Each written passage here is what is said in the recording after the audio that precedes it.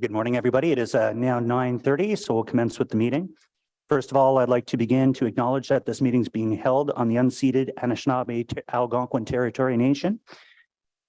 We'll go directly to roll call. Chris? Councillor Luloff. We had problems with Miss Councillor Luloff's sound the other day. I'm just waiting.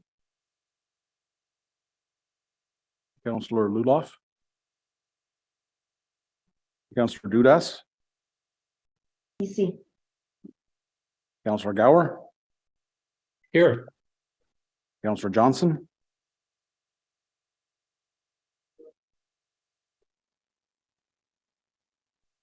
Councillor Johnson, no. Councillor Devine.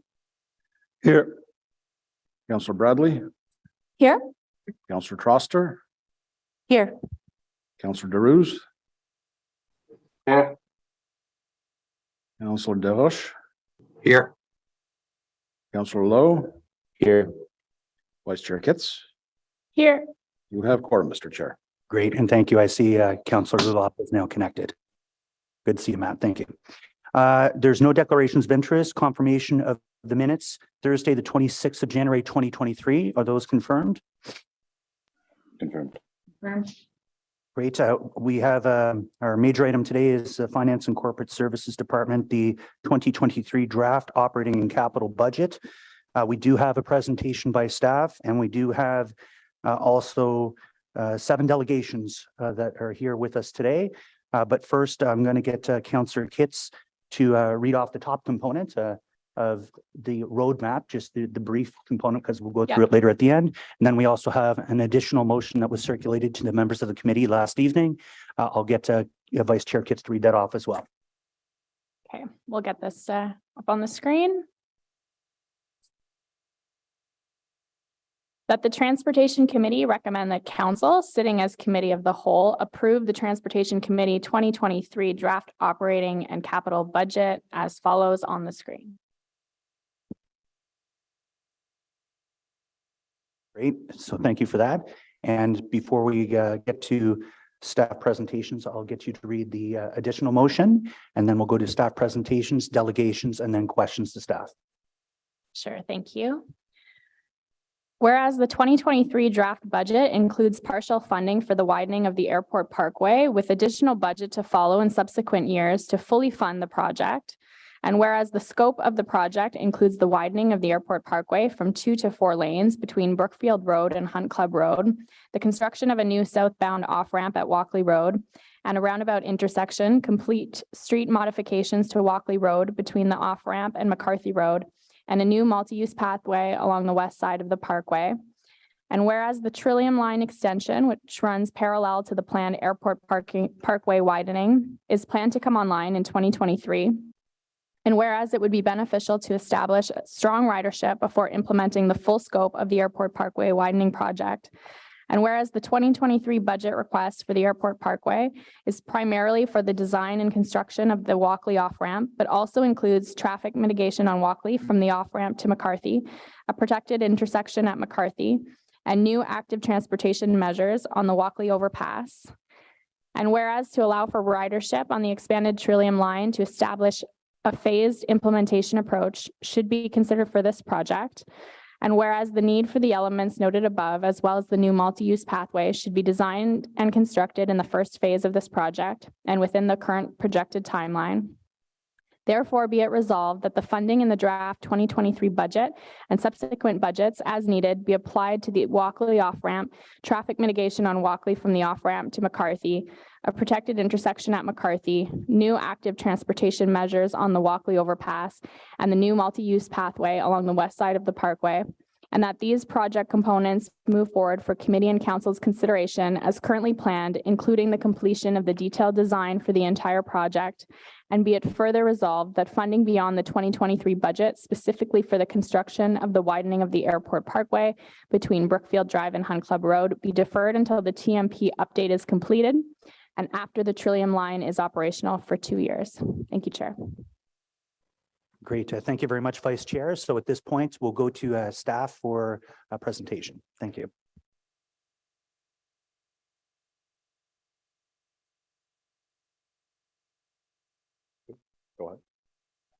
Yeah.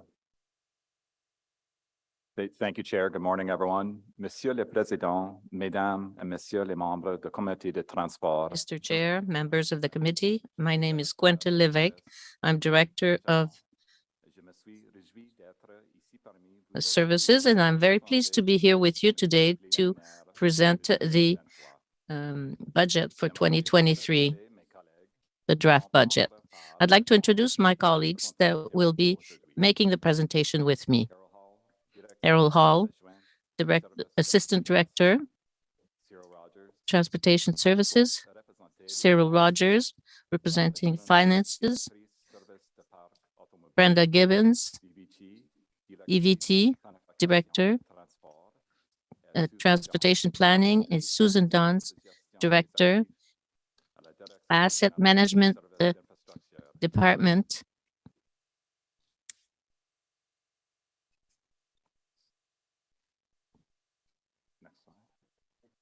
Next slide, please. This slide outlines our agenda for today's budget deliberations, which includes presentation, delegations, and questions to staff.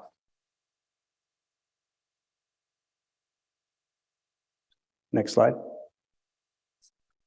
For today's focus, the presentation is to review the draft operating and capital budgets from Public Works, Finance and Corporate Services, Planning, Real Estate and Economic Development, and Infrastructure and Water Services.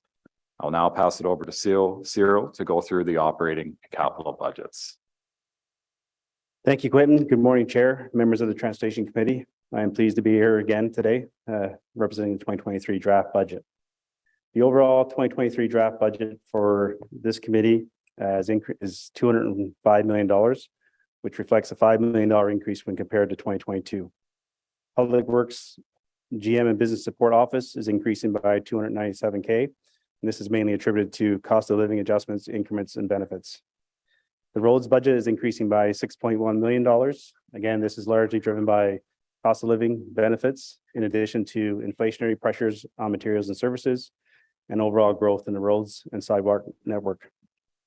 Parking service is financially self-sustaining as a whole, and is funded by the revenues generated by the Municipal Parking Management Program, which has its own dedicated parking and its way to see a net zero impact for the overall budget. Traffic services budget is reducing by $1.4 million, and this is mainly the result of a $2.2 million savings on the hydro line related to the LED conversion of the street lighting program. Overall, the traffic services budget is increasing when you remove that one-time efficiency that we've achieved in 2023. Transportation planning is increasing mainly again related to cost of living adjustments, increments, and benefits, offset with recoveries to the capital programs that they just support. Fleet services budget overall is increasing by $7.4 million. It does show a $0 change over 2022, and that's mainly because the fleet program is fully allocated across all service areas of the city that they support. Next slide, please. The overall capital budget for this committee is $475 million. $35.3 million is allocated to fleet services. This is mainly for our annual fleet life cycle renewal program.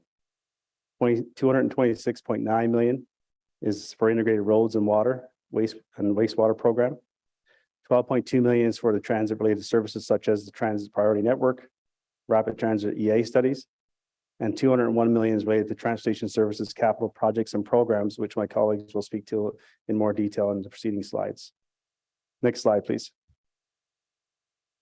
The overall $475 million capital is funded through three sources. $294 million is funded through cash reserves. $97 million is funded through development charges, and the remaining $84 million, or 18%, is funded by debt. I'll now pass it over to my colleagues. Next slide, please. Thank you, Cyril. Overall, the proposed operating budget for roads will be increasing by $6.1 million. The key highlights include $1.265 million in compensation adjustments for potential 2023 cost of living increments and benefit adjustments, $815,000 for inflationary increases to materials and services for the transportation network maintenance, as well as our snow disposal facility costs, and 2.05 million for increases in fleet costs, as well as 1 million for the growth in road and sidewalk networks. One of our capital highlights includes 315,000 toward researching and piloting new technologies to support roads operations. This will be used towards GIS and our road weather information system projects. Next slide, please. For parking services, there's no net change. The key highlights include 235,000 in the inflationary cost increase to various materials and services, salaries, and facility costs. 100,000 in increased revenues due to inflationary increases in the costs of on-street permits. The contribution to the parking reserve fund has been reduced by 110,000 towards ensuring that parking services budget is financially self-sustaining and is whole and breaks even. Some of the capital highlights include 1.08 million to adapt and extend the life of parking facility infrastructure, including monitoring and engineering and work at 210 Gloucester Street, City Hall, and the Byward Market.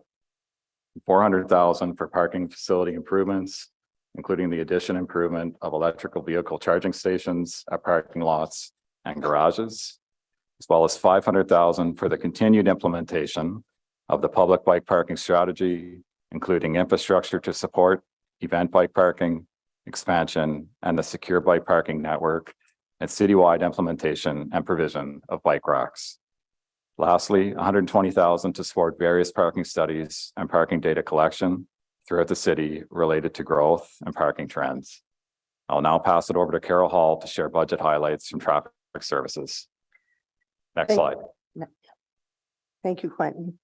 Our 2023 draft budget represents an overall decrease in our operating budget of 1.355 million compared to the 2022 budget. This reduction in no way indicates a decrease in services. This can be attributed to the $2.21 million in savings related to lower energy consumption and lower maintenance costs for streetlights from the LED conversion project. Our 2023 highlights include 1.79 million and 1 FTE for the automated speed enforcement program. This is offset by automated speed enforcement revenues and a reduction to the contribution to the road safety reserve in line with expected future requirements from the reserve. 125,000 for 10 new adult school crossing guards, and 1 FTE to support recovery of damages to streetlight poles as a result of motor vehicle accidents. Next slide, please. Voici quelques points saillants des immobilisations des services. Here are some highlights for the capital of traffic. 62,500 per ward. That is an increase of 25% to implement temporary traffic calming measures. 212,000 for the pedestrian access and intersection ramping program, and small localized active transportation projects. $428,000 for the pedestrian safety evaluation program.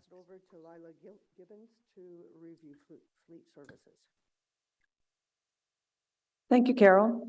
Nous commencerons par examiner les points importants du budget de fonctionnement des services du parc automobile. We'll start with the fleet.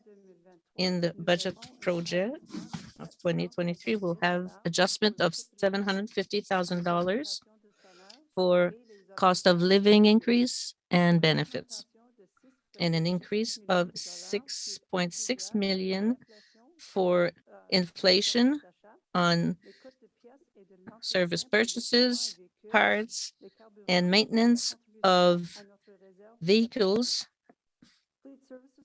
contribution to the reserve. Ensuite, il y a eu 300 000 pour le programme de vaccination et enfin 225 000 pour 2 ETP permanents afin de répondre à la croissance de l'unité, montant entièrement financé par les recouvrements des clients. Pour les points saillants, 34 000 pour le remplacement prévu des véhicules et de l'équipement municipaux. et 280 000 pour les outils et l'équipement. Comme il y a des options hybrides et électriques pour des véhicules d'entretien, 38 des unités totales devront être remplacées. Le personnel continuera de travailler avec les fabricants et les concessionnaires pour acquérir autant de véhicules verts que possible, vu qu'il y a toujours de plus en plus de limites à cause de la chaîne d'approvisionnement. Et enfin, 280 000 pour l'acquisition d'outils et d'équipements, réservoirs d'essence.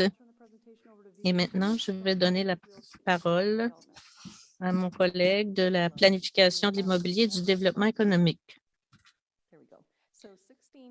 Alors, 16,8 millions sont prévus au budget pour l'amélioration the facilities, major active transportation structures over major barriers, missing links, and development sidewalks in areas where there is a gap between a development and an existing sidewalk, and pedestrian access intersections and ramps, making those cuts in the curbs to make it easier. Then this year as well, we're asking for 12.2 million for transit network improvements, and that includes works for transit priority measures, transit corridor protection, where we can purchase properties as they come up or to protect for future implementation of our projects, park and ride facilities, and rapid transit and transit connection studies. And this year, we're looking to start the connection from the new Ottawa Hospital over to the Dow's Lake LRT station and providing a link for pedestrians and cyclists there, and other environmental assessments that we have to do in accordance with the provincial requirements. We have 2.5 million for neighborhood traffic calming program, and this is to help calm the traffic on local streets, the permanent solutions. And there's 12 million for intersection control measures and network modification programs. This is works that we can do around intersections and spot expansions here and there to help defer the cost of widening the roads to a future date.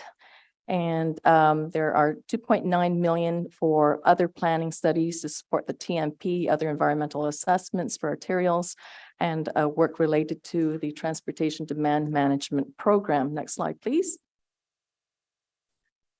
We have, in terms of the roads works for growth, we have 19.4 million for Bank Street, Leitrim to Blay. That's a widening project. So the project is now fully funded so we can complete the design and initiate construction. 10.6 million for Earl Grey Centrum connection to Didsbury Road. This will also help with the connection for transit as well. And again, this project will also be fully funded. 2.9 million for Carp Road widening from 417 to Hazeldean, that the funding is for design. 2 million for Maribleau Road widening from Decatur to Renault, that's for design. 12.5 million for Robert Grant Avenue. This is for partial funding to help pay for a front-ending agreement with the developer. We'll need future year funding for this project as well to fully fund it. And 21.5 million for the Airport Parkway widening. That's for design and construction.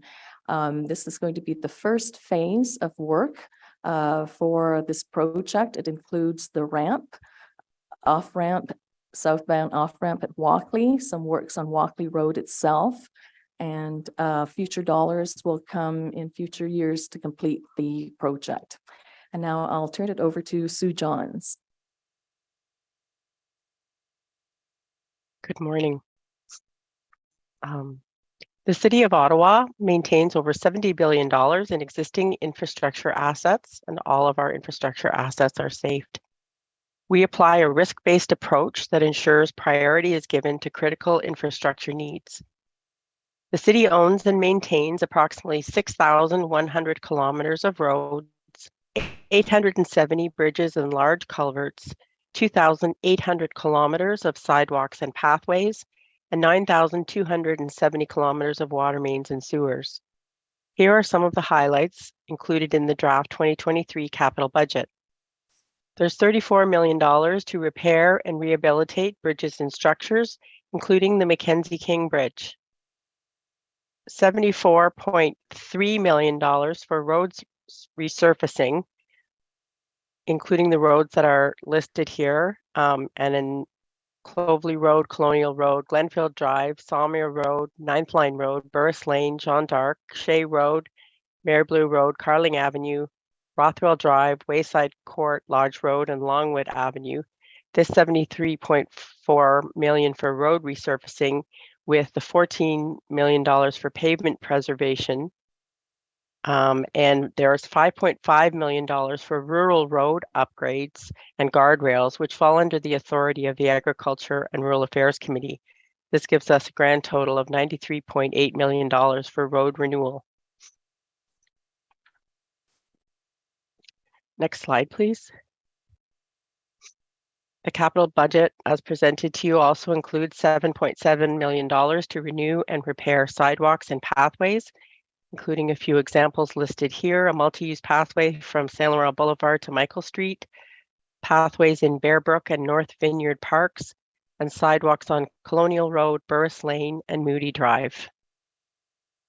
There's $226.8 million for the integrated road, water, and sewer construction projects, which is funded from both tax and rate.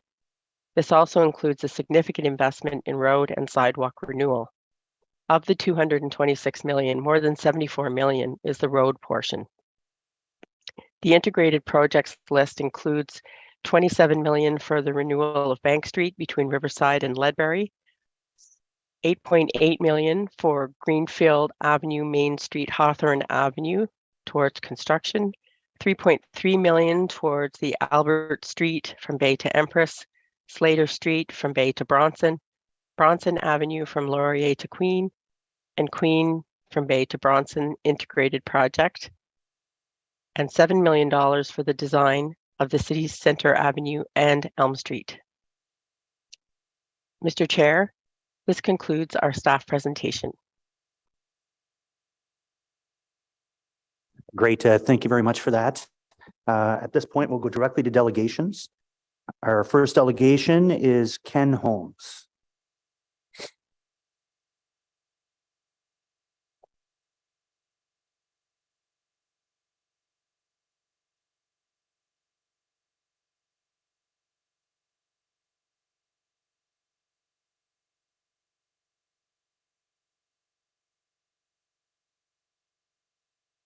Great, Mr. Holmes. You're no stranger to this place. Your presentation is on the screen. You have 5 minutes. The floor is yours. Thank you, Mr. Chair. My name is Ken Holmes, and I'm a Ward 5 West Carlton March resident.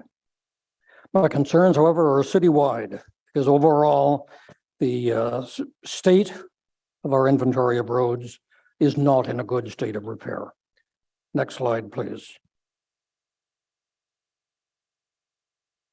In the former mayor's introductory comments to last year's budget, he stated that members of council have listened and agreed that we need to make a long-term commitment to infrastructure renewal. I could not agree more. The Auditor General regularly cautions that deferring maintenance is a short-term solution with long-term impacts. He's reported that our social housing has a maintenance deficit of about $300 million, and other city buildings need about $500 million to address their backlog. I believe that our roads maintenance deficit is of that sort of order of magnitude. During the last election campaign, candidate Sutcliffe stated, "I will substantially improve the quality of Ottawa's roads by investing $100 million over 4 years." Out of the promised $100 million, it looks like the roads renewal budget, the draft budget 2023, is only of the order $1 to $5 million. Next slide, please. Our asset management plan and our long-term financial plan establish a state of good repair as the normal condition of our road inventory. The 4 pie charts on the right-hand side are from the current assets management plan. They tell a different story. The roads that are in green indicate where the condition is good or very good. The roads that are below the good condition are shown in red. So more than half of our inventory is below the good category. The overall current condition of our roads is well below our stated standard. Next slide, please. There's a high cost to delaying infrastructure work. Road work that is significantly delayed can cost 4 to 5 times that of timely routine maintenance. There's also a direct cost to every automobile owner when the condition of the roads deteriorates. Poor road conditions, like we experience in Ottawa, are estimated to cost the automobile owner $300 annually in increased automobile maintenance and repair per vehicle. Next slide, please. Institutions that are experts in the management of public infrastructure express the need for recurring investment in terms of a percentage of the total value of the inventory. The Canadian Infrastructure Report Card, the CIRC, is one such institute. CIRC assesses the condition of Canada's municipally owned infrastructure to help decision makers identify cracks in this important foundation and to inform solutions to address them. This is exactly what we need. Next slide, please. The report card recommends an annual investment rate of 2 to 3%. For comparison, the federal government currently has a 1.5% funding level, and they readily acknowledge that they cannot adequately maintain their infrastructure with a 1.5% level. Ottawa's rate of investment is approximately half of what CIRC recommends. Is there any doubt that this is a major contributor to the poor condition of our roads? Next slide, please.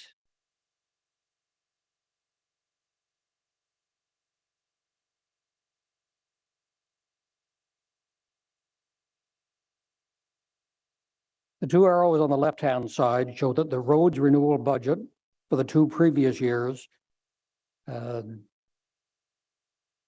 had increased significantly for 2022. And I thought that this was the start of a longer-term approach to filling the funding gap. And as I stated at last year's consultation, the increase need not only continue, but it needs to increase in subsequent years. The funding level has not significantly increased this year. Should speak to the arrow at the 1.5% point. That 1.5% target was established in the city's first long-term financial plan. It was based on recommendations from the amalgamation transition team. It was based on actual numbers from the decades of experience of the former municipalities, and it reflected the cost of doing business before amalgamation. There's absolutely no reason why we should believe that we can adequately maintain our roads today at a level that is a full 1/3 reduction from what was recommended 20 years ago. 1.5% should be the immediate target for the roads budgets, not this year's 1.1%. Next slide, please. What we really need is a roads get well program. Such a plan needs to guide our long-range financial plan and thus guide these annual budgets. Such a plan should aim to annually fund roads renewal at 2% of the value of our roads infrastructure, like the experts recommend we need. There is no quick fix. It took 20 years of underfunding for our road to deteriorate to the current condition. It may well take nearly a decade to get our road network back up to a state of good repair. Some brutal prioritization of city activities must be part of such a plan, and I look forward to the review of the results of the 2004 Universal Program Review. Great, Mr. Holmes. We've exceeded the 5 minutes, so if you could take 10 seconds to wrap up. In conclusion, however, Mr. Chair, I cannot support draft 2023 budget roads program. The funding should increase by at least 25 million. And furthermore, if we want to bring the state of our roads to a state of good repair, your committee will have to work beyond the annual budget process and investments to implement you for the delegation today. I'm looking around. Any questions to the delegation? Thank you for coming. All right, I apology. I didn't know if we're getting to the end of all delegations or not. Thank you, and thank you, Mr. Holmes, for appearing.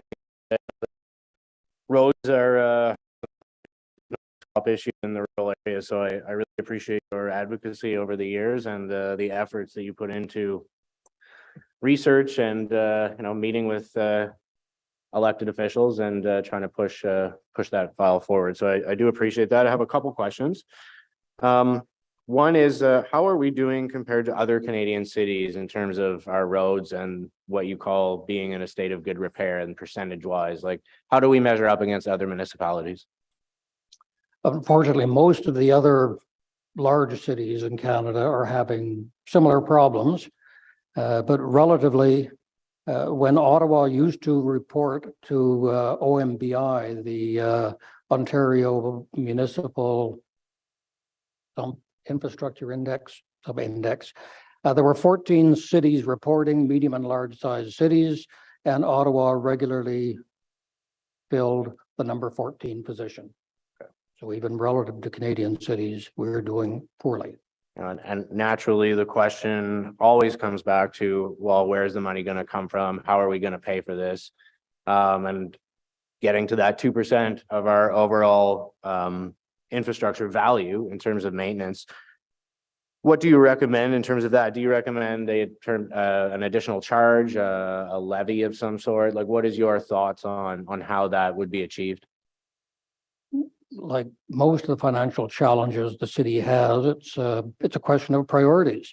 I mean, council has to recognize the consequences of not adequately funding roads.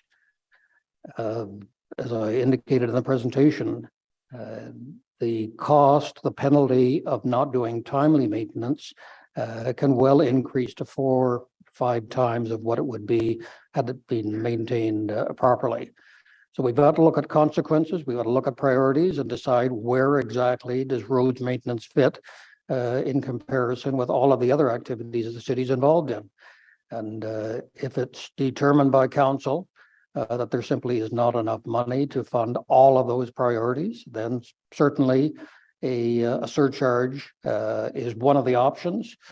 If the city chooses to head in that direction, I think it's critical that it be explained to the taxpayers, to the residents, exactly what that funding, that additional funding is intended for, what targets and objectives are specifically being identified, and that there is regular reporting back to the taxpayer as to the results, the benefits that are being achieved by that surcharge. Thank you, Mr. Holmes. If I have questions that stem from his presentation but are for staff, do they wait till the end? Yeah, wait till the end. Okay, thank you. Thanks. Thank you for coming out, checking the screen this time. No other hands are up. So thank you for coming out today. Our next delegation is William Van Gies. Thank you very much, Chair.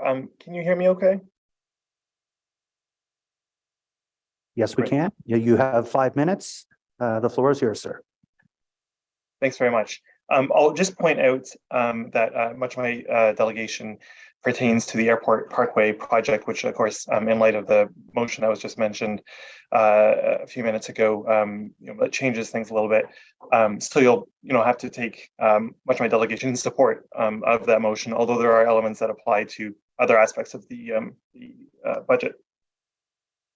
So thank you again for the opportunity to address you. I'm speaking on behalf of Ecology Ottawa. We urge you to vote against the widening of the Airport Parkway in the proposed budget. The Airport Parkway widening is problematic for several reasons. To begin with, while it is intended to ease car congestion, according to the project page, we know from the principle of induced demand that increasing capacity does not ease congestion. Instead, increasing capacity increases volumes. That is, widening the Airport Parkway will put more cars on the road. This is, of course, true for all the widenings in the budget. Instead of widening roads, we should be increasing capacity for efficient, sustainable modes. This brings me to another problematic aspect. The Airport Parkway runs parallel to the future LRT. Why would the city implement road widening that at best duplicates, if not competes with, such a large investment, let alone an investment in efficient, sustainable transportation?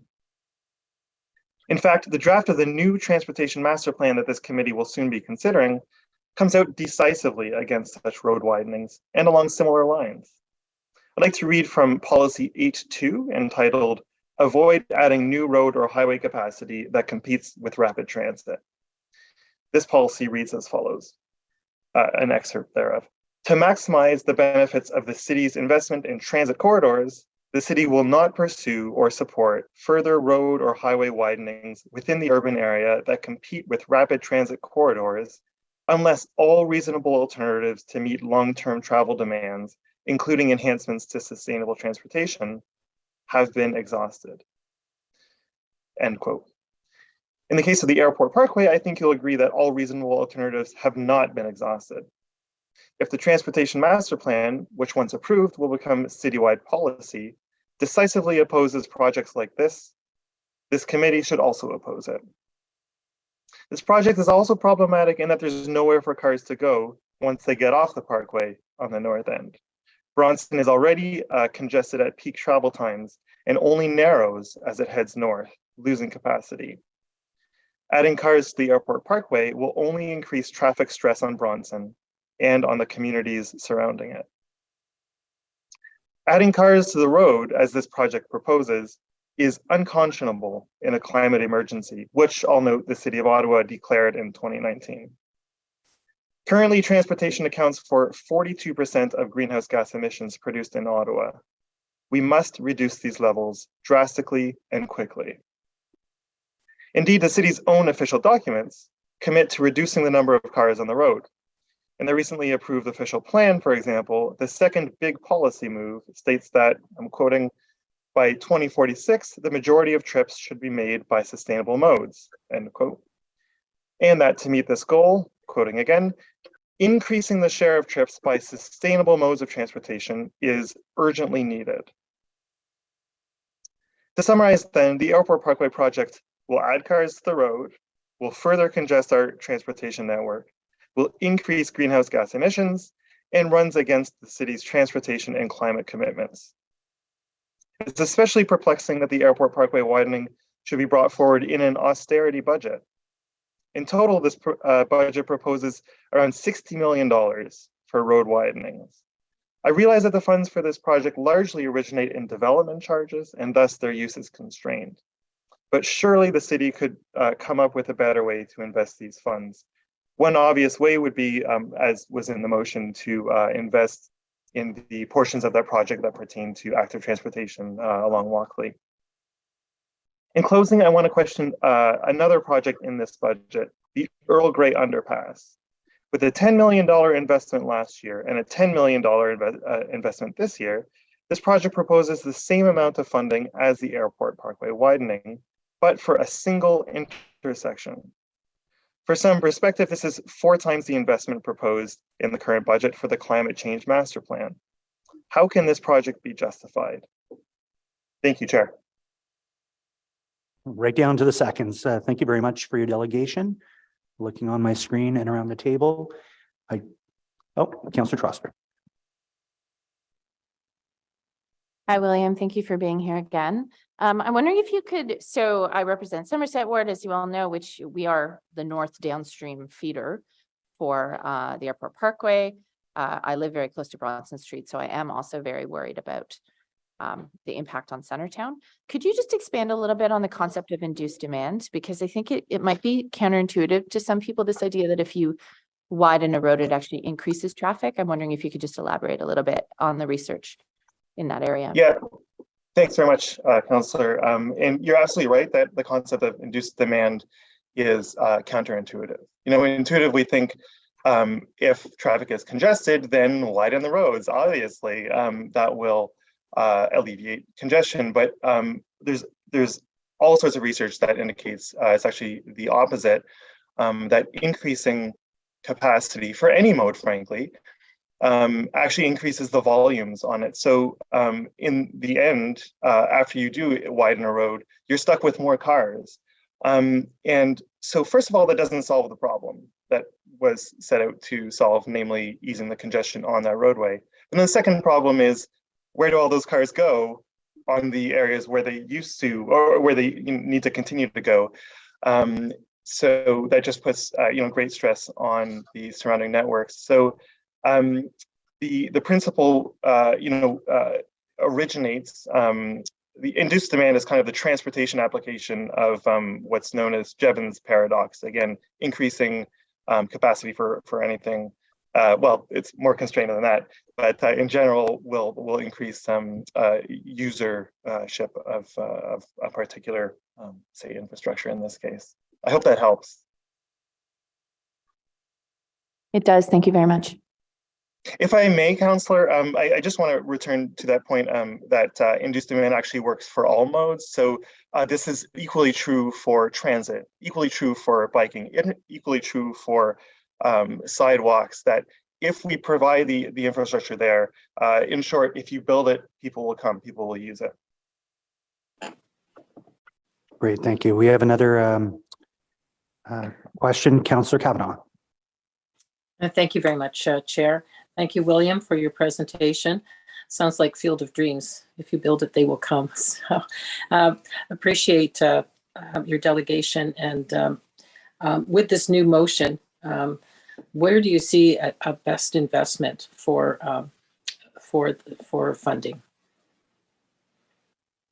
Yeah, as far as the Airport Parkway project is concerned, I think, so I should preface this by saying that this is the first time I saw the motion, and it went by a little bit quickly for that. But as I understand in the motion, that the $21.5 million would be invested to the complete streets modification to Walkley, and that the widening of the Airport Parkway per se will be deferred until the new transportation master plan comes out. So if that's the case, absolutely, using those funds for the Walkley Complete Streets portion, that's definitely the way to go. I think based on the portion of the new TMP, the draft TMP that I quoted, I don't think the airport widening itself will stand up to the policies in that TMP. Apart from the larger road widening budget, and where those funds might be more appropriately invested, I understand, as I mentioned, that many of these funds come from development charges. I wish I knew more about what's eligible and what's ineligible for development charges. But in general, I think the principle really needs to be efficient, sustainable transportation. As your previous delegate mentioned, the infrastructure is not keeping up. We need to invest these dollars efficiently, and that means biking and walking infrastructure and transit, which we're getting a much better return for our investment. Where possible, I really think these funds, if they were invested in the high volume intersections that city staff identified, the 30 high volume intersections that pose a particular threat to especially people biking, but also walking, that would be a great start beyond, again, this particular project. So those are a few ideas. I hope that answers your question. Yeah, thank you very much. Great. Thank you for coming in and make your delegation today. We'll go to our next delegate, Nick Ward. And I think I see Nick online. Yes, can you hear me? Yes, we can. You have 5 minutes. The floor is yours, sir. Gone. Hello, my name is Nick Ward. I'm a resident of Ward 21 since 2007. And I want to talk to you today about 3 gravel roads, Gallagher, Harnett, and Mulholland, which are just south of North Gore. These 3 roads represent just under 4 kilometers of unpaved gravel road service, about 3 kilometers for Gallagher Harnett, and an additional 800 meters for Mulholland, which is a dead-end road. There are some 40 rural residences, including my own, on these 4 kilometers. In the case of Gallagher Harnett, these roads were partially resurfaced with a permanent hard surface on Gallagher from Malakoff to Mackay, 2 kilometers, and on Harnett from Donnelly to Mulholland, almost 4 kilometers. However, the portion of Gallagher and Harnett from Mackay to Mulholland was not resurfaced. Now, these incomplete roadworks are the source of great concern to us since we have had to live with the consequences. Over the last 20 years, we have seen a considerable increase in traffic of all types because of continuing residential development and consequently more commercial, commuter, and recreational use, including trucks of all sizes. As a result, these gravel roads are routinely in poor condition.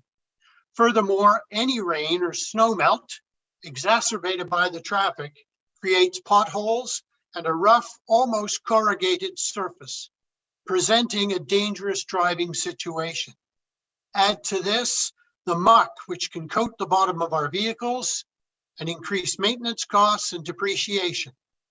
A spring to autumn problem is fine dust, which settles on house exteriors and of course ends up being tracked into our homes as well. Now, in stark contrast to snow removal on the paved portions of Gallagher Harnett, which is handled expeditiously, by snowplows. In fact, I was out this morning. My portion of the road had not been plowed because it's going to require a grader, but the hard surface portion was plowed at 7 a.m. When I returned at 8:30, our portion was still awaiting the grader. So in stark contrast to that, our gravel portion demands a grader to slowly make its way back and forth along the road, either plowing snow or scarifying the surface in extremely icy conditions. In the case of Mulholland, the entrance to that road is sometimes effectively blocked with snow by the grader, the plow passing on Harnett, and does not get unblocked until the grader finally arrives. Such blocking represents a challenge for emergency services called to respond to any resident on Mulholland. The grader is also employed spring to fall to constantly maintain the gravel surface by regrading. All in all, the year-round use of the grader would seem an expensive proposition in contrast to a snowplow employed only in the winter on the hard surface roads. We believe the time is long overdue to pave these roads to the same specifications as the rest of Gallagher Harnett. Residents have previously brought the road situation to the attention of former councillor Scott Moffat, but to no avail. However, we are now in communication with Councillor Dave Brown on this issue, and we have prepared a petition which has been signed by 60 residents. So essentially, we're really just asking for our gravel portion of Gallagher Harnett and Mulholland to be paved to the same specification as the rest of that road, which I might add is not exactly the same as the main roads in Ottawa. It's as I look at it, it's a different treatment. It doesn't look as if it's quite as expensive, and it looks like it's been adapted to serve the rural folks coming through these roads.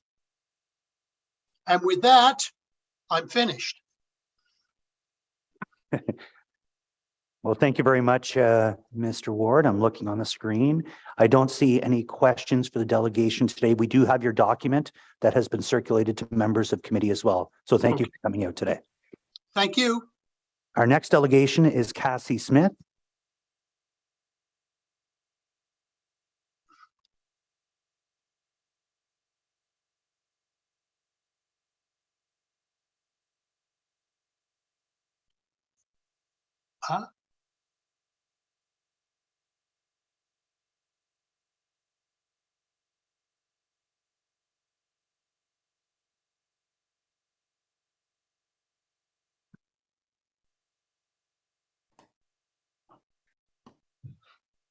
Hello, can you hear me?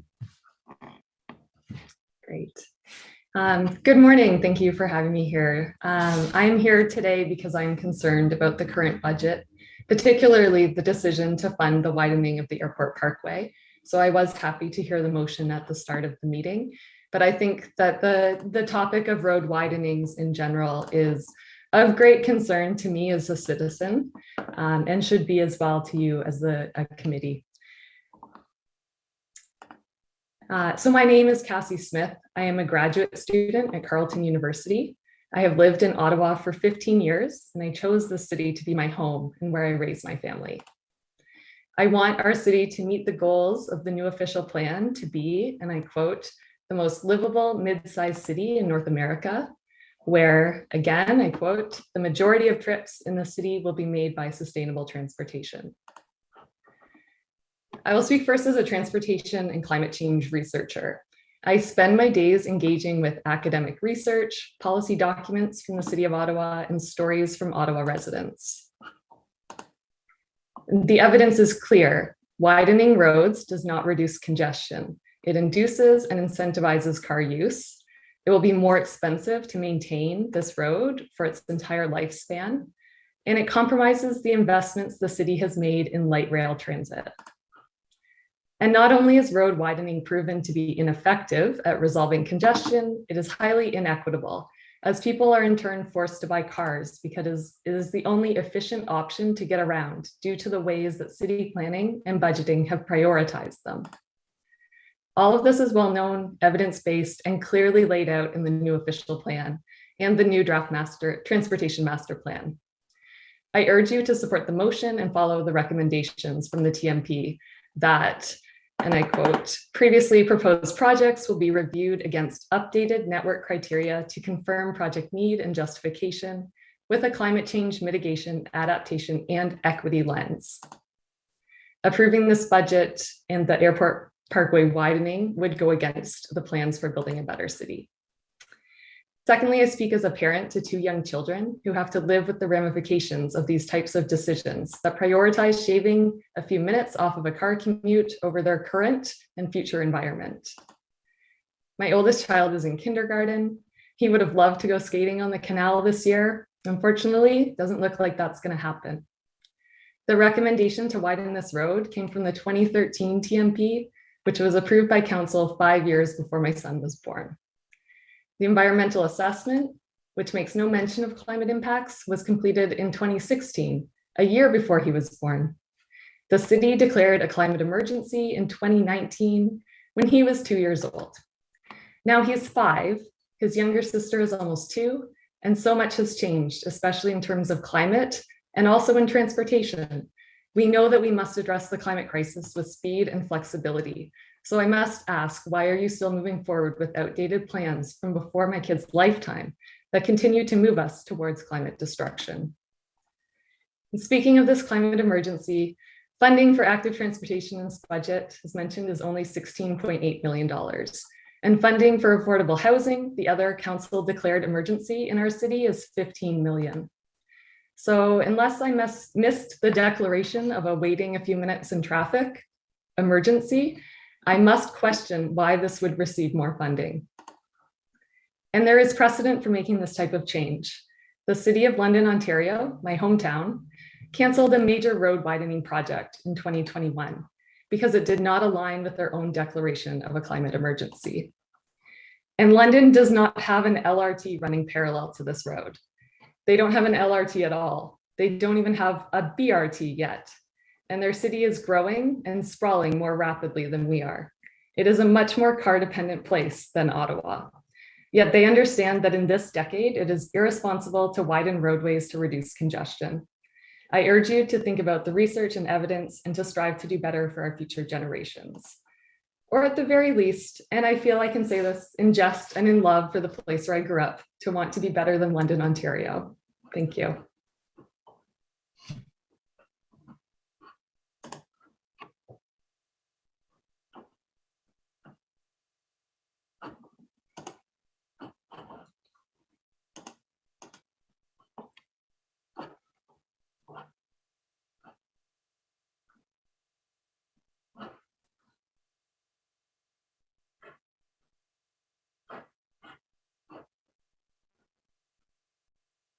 Ariel, you're on mute, so I'm not sure. We can't hear anyone in the room. Be able to hear you. Mr. Chair, we can't hear you in the room virtually. Vincent Zoom, will just be one moment.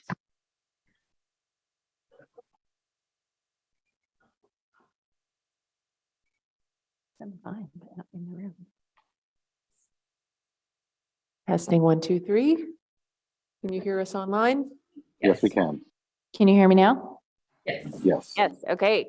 Hi, Cassie, thanks so much for being here. I was just wondering if you could speak to your experiences attempting to use active transportation with your children in the neighborhood that you live in. I certainly heard a lot about this during the campaign, and your point is well taken about the priority in terms of our spending. So I'd just love to hear a little bit more about your experience. Yeah, absolutely.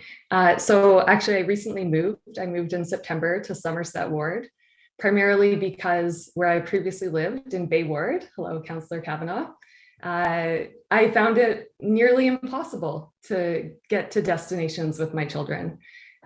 We had to switch libraries to try and find a place that we could access by a bike path that wasn't riding a bike on Woodruff Avenue. We were not able to use active transportation in the winter. We loved the Britannia ski track, but it meant that we were no longer able to use a route that we felt safe riding our bikes with children. Walking to places was nearly impossible. And I am very grateful that that is much easier in Somerset Ward, but it's a privilege to be able to afford to live in Somerset Ward. And I don't think that that experience should be restricted to people who have the financial means to be able to do so. Thank you. Thank you. Thank you, Councillor Devine. Thank you, Chair. Cassie, thank you very much for your presentation. I'm still quite new to my position here, but I very much appreciate when we get delegates that work so hard on their presentations, that clearly establish their credentials and provide a lot of insight for me. I also like when I hear presentations such as yours and such as Mr. Holmes earlier, that kind of shed a bit of a comparative light between how our city fares on certain regards compared to other cities. Mr. Holmes was saying earlier that when it comes to the infrastructure gap, I think he said that Ottawa placed 14th out of 14 on infrastructure. You yourself, you were describing, you were comparing Ottawa to London, Ontario, and how it made decisions on its own road widening projects. And I wouldn't mind just hearing a little bit more about that, because what I did hear you say that was London, Ontario, they do not have an LRT. They are sprawling at a greater rate than we are, and yet they made what I believe a wise decision to cancel some road widening projects. Can you just shed a little bit more light or just a little bit more detail on that element? Was it one road widening project they canceled, or was it several? And can you back up a little bit more about what you were saying about how they are sprawling at a greater rate than we are? Yeah, so it was one major project. I'm not sure if they've done others since, but it was Wonderland Road in southern London, Ontario. And the rate that they're growing is a little bit challenging because of where their urban boundary lies in relation to surrounding areas. But congestion and people driving on the roads is a major issue in London. They are piloting or starting to construct a bus rapid transit system, but they don't have the level of transit that we have in Ottawa. So cars are a much more significant part of their transportation portfolio, and they were still able to make that decision. All right, thank you very much, Cassie. Thank you. Councillor Kavanagh. Hi, Cassie. Thank you very much. And I'm sorry you had to leave Bay Ward. You actually proved my point of my concern of our present state. I'm a cyclist, and it's pretty complicated to live in an area like ours and get to places like downtown. And I appreciate your concern about spending it on road widening. Do you feel that more bike infrastructure should be a priority? Yes, absolutely. And I think it's important, and this is something that I'm studying in my research, which I'll be happy to share with everyone when it's complete, that incremental change and small projects here and there dotted throughout the city will not lead to the type of change that we need to see to achieve the modal split. people, if you can take a bike path that goes a block or two and then comes to an intersection that you don't feel safe going through, you're not going to be able to change your behavior. Bolder projects and a more concentrated network and ability for people to actually have a 15-minute neighborhood, access the destinations and amenities that entails on different modes of transportation. That has to be a coordinated effort, and it has to become all at once or it just won't change. And as the previous delegate talked about induced demand, there's induced demand for car ownership as well. As people grow and they aren't able to do things in more sustainable ways, they add vehicles to their lifestyle. So the sooner that we can do that, the less people that impacts. I appreciate your delegation. Thank you. Thank you. Great. Councillor DeBruce. Thank you, Mr. Chair, and we appreciate your presentation this morning, Cassie, but what is your thought on other widening that's happening in the city? So we should probably, are you recommending or suggesting that we should probably halt all our road widening? I think that would be ideal. And the previous delegate who shared the statement from the TMP about how that should be taken into consideration, and the one that I shared as well, where the environmental assessment should include elements including climate change and equity concerns. Projects that have been approved without that should go back under the microscope and see if they still meet the policy directions that have been established. Thank you, and I really appreciate your presentation this morning. Thank you. Great. Thank you very much. I'm looking around the room and virtually, I don't see any more hands.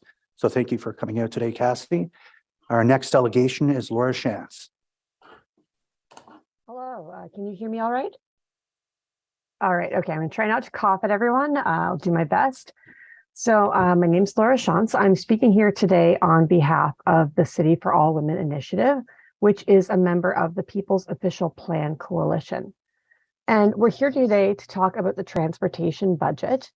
And I just want to reinforce that looking at a city budget shows us what our city values. How we move around is central to how we live. We need to get around to meet our essential needs, including accessing food, attending appointments, going to work or school, and being able to participate in our communities. These are essential things, not simply nice to have ones.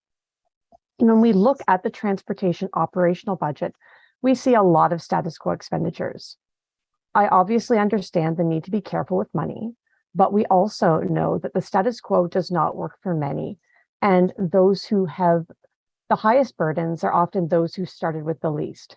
We see a lot of challenges, especially for those living on low incomes, for those who have accessibility needs, and for people who are very young and very old. So let's take, for example, the snow clearing and continuing problems faced by residents with accessibility needs and living with disability. Ask anyone who uses a wheelchair, walker, or who pushes a stroller, and they will tell you that Ottawa is not an accessible or friendly city in winter. Sidewalk clearing budgets often do not meet residents' needs and mean that many people are essentially shut in for days at a time every time there is a snowstorm. And as we know with climate change, we're getting a lot more of those this winter. We're also hearing that the amounts allocated for traffic calming and neighborhood traffic calming are insufficient. These programs primarily benefit women and children and low-income individuals who are also more likely to be walking, rolling, or out and about on foot or using a mobility device in our communities. And these people often bear the greatest risk in the case of vehicles causing injuries to others because they're not surrounded by a metal cage. They're just out there by themselves. So I'm happy to hear that we have obviously some budget for active transit, but when we look at that budget in comparison to the overall budget for roads and road widening, we see that it is really insufficient to address some of the long-standing problems that we've got. I listened to the first delegation, Ken Holmes, and I really appreciate what he has to say because this is a significant issue, the maintenance and upkeep of our roads and also our sidewalks. We know that many of the existing sidewalks are not good and safe places for those with who use mobility devices, especially wheelchairs, that there's often uneven sidewalks. There are curbs that tip people into the road, that make them turn around backwards in their chair and have to roll up backwards to even be able to cross a street, which leaves them in the street for longer and in danger for a greater period of time. So thinking about ways that we can improve in terms of our capital budget, thinking about our sidewalks and making sure they are safe and that they are available in every community. We know we have a lot of rural communities where there are no sidewalks. We know we have a lot of urban communities and suburban streets where there are simply no sidewalks. So people of all, people who don't have cars end up on foot, on bike, using a mobility device in the road with vehicles. And so when this is the case, road maintenance is especially important to make sure that the road is wide, that is snow cleared wide enough to accommodate everyone who needs to use that street space, and that the road is accessible. So you don't have someone who is using a wheelchair needing to swerve into the middle of the road, putting themselves at risk just simply to avoid potholes and avoid some of those, possibly very damaging problems that could come if they bang up their wheels in a pothole, because we don't want that. And we also don't want people to get stuck in our potholes, which also happens for folks who use mobility devices. Having this kind of good maintenance helps us move towards a city for all. It helps us move toward a city where everyone has equal access to the resources and where we all have a space that we can call home.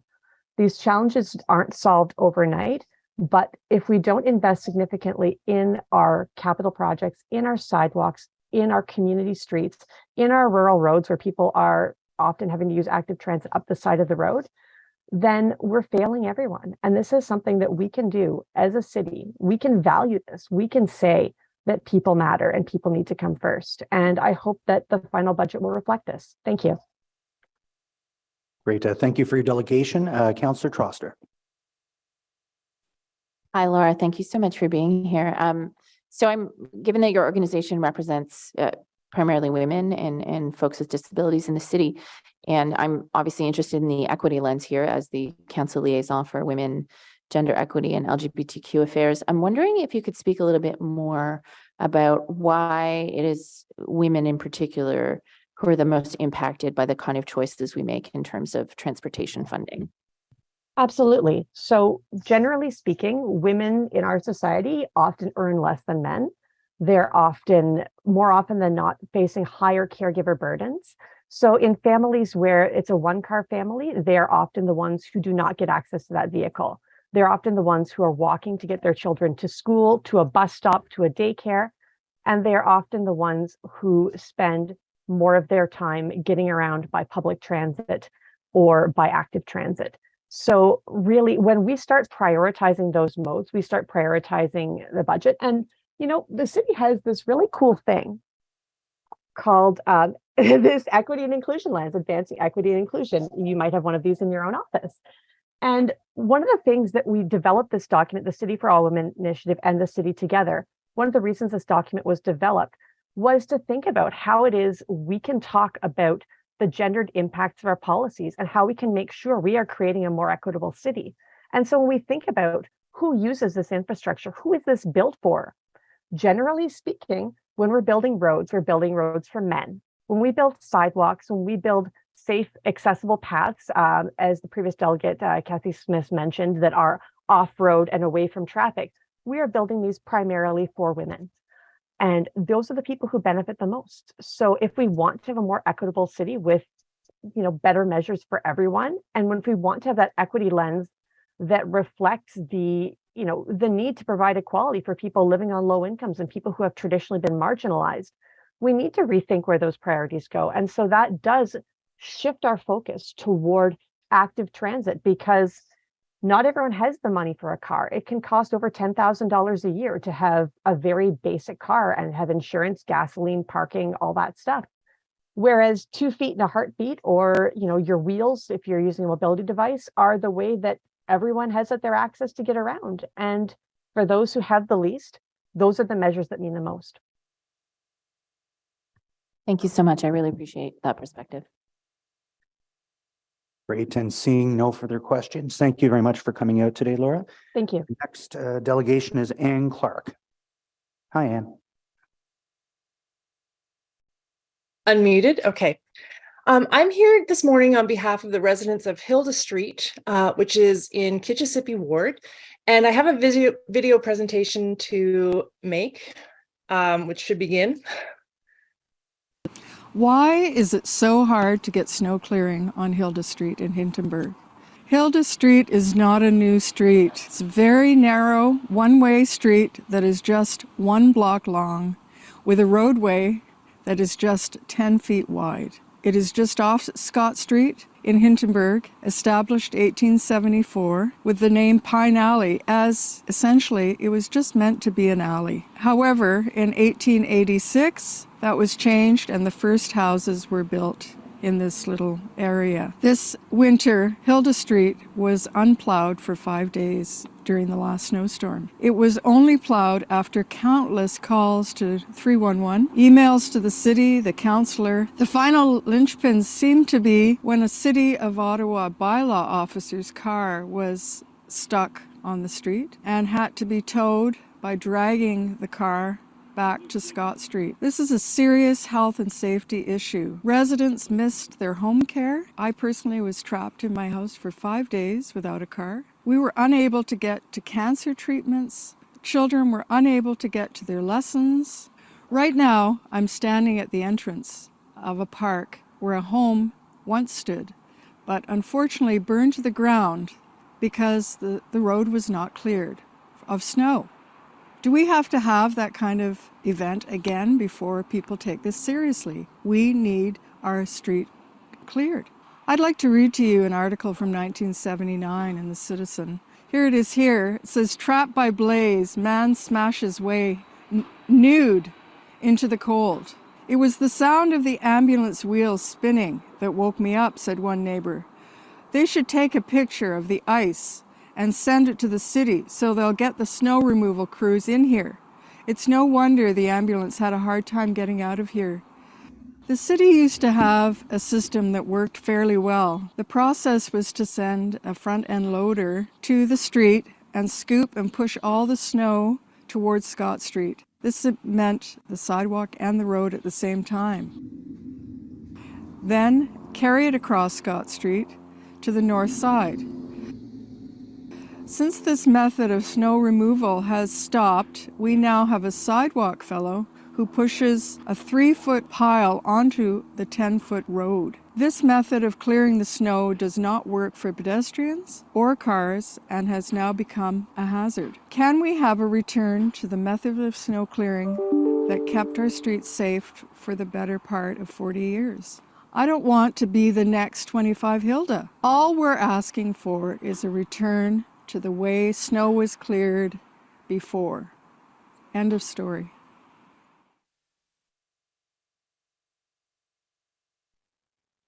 Thank you very much. The residents of Hilda Street have been working on having our street adequately cleared so that we can live in safety and in dignity. We had a senior resident who was critically ill, who during the last storm was unable to receive an essential home care visit. Repeated calls to 311 just got us nowhere, and we have been in contact with our councillor's office trying to find the rationale for why the method of snow clearing has changed. And so we began that process in October, and it's end of February, and we still haven't received an answer. As the previous speaker mentioned, I mean, accessibility is really important here, and we have people that are stuck on the street for up to 5 days at a time. Thank you very much. Great. Thank you for your delegation today. I'm looking around. I don't see any questions, but thank you for that. We do have a copy of that video on file as well. Our next delegation is Bessa Whitmore.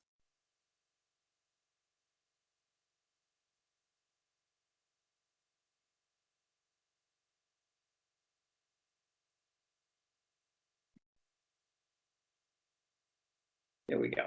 Good morning. Can you hear me? Yes, we can. You have 5 minutes. The floor is yours. Thank you. Rather than repeat the points that many others have made about the airport parkway, what I've done is write a short poem, Ode to a Road. There once was a plan to make the road bigger, to make the cars flow. It may cost dough, but faster they will go. No longer to linger. Oh no, at Bronson they'll clog. to linger much longer. As the road not bigger, fast becomes past. And the trip is a slog, the ease a squeeze. The plan is wrong, a huge ding dong. The budget a junket, best to fudge it, to pretend the cost low, but it will grow, you know, to keep the cars are. The way to move along is to fund public transit, not to can it, but make this bigger. My poem's a trigger.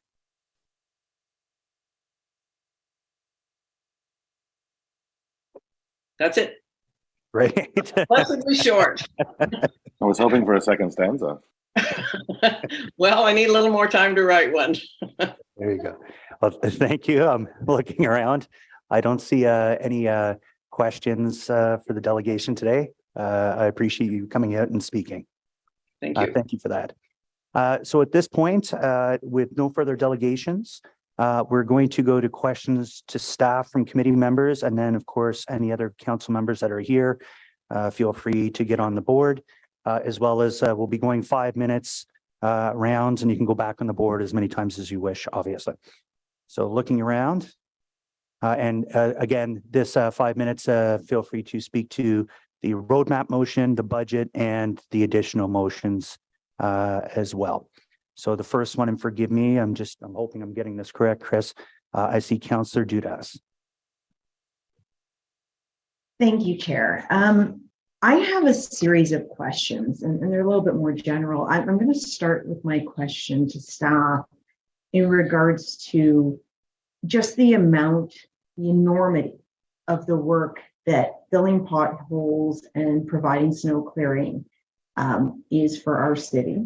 We have such an expansive amount of road networks, some of them through rural areas, suburban and urban, very different. And I'm trying to understand, because when I look at the budget, and I do know it has increases, once again, for all aspects of this department and this committee. However, when I look at the 6 million, I'm just trying to understand, is that enough to adequately fill those holes, clear that snow? Or are you so strapped that we're going to have to revisit this in the fall with the next upcoming budget? Through the chair. So I'll take the first stab and then I'll pass over to Quentin and top it up. So there's a couple components that we look at each year. And obviously one of the very variables that we deal with is the winter season. So if I look at 2021 and 2020 as an example, the winter operations, we did finish with a little bit of a surplus. 2022 results are just being finalized now.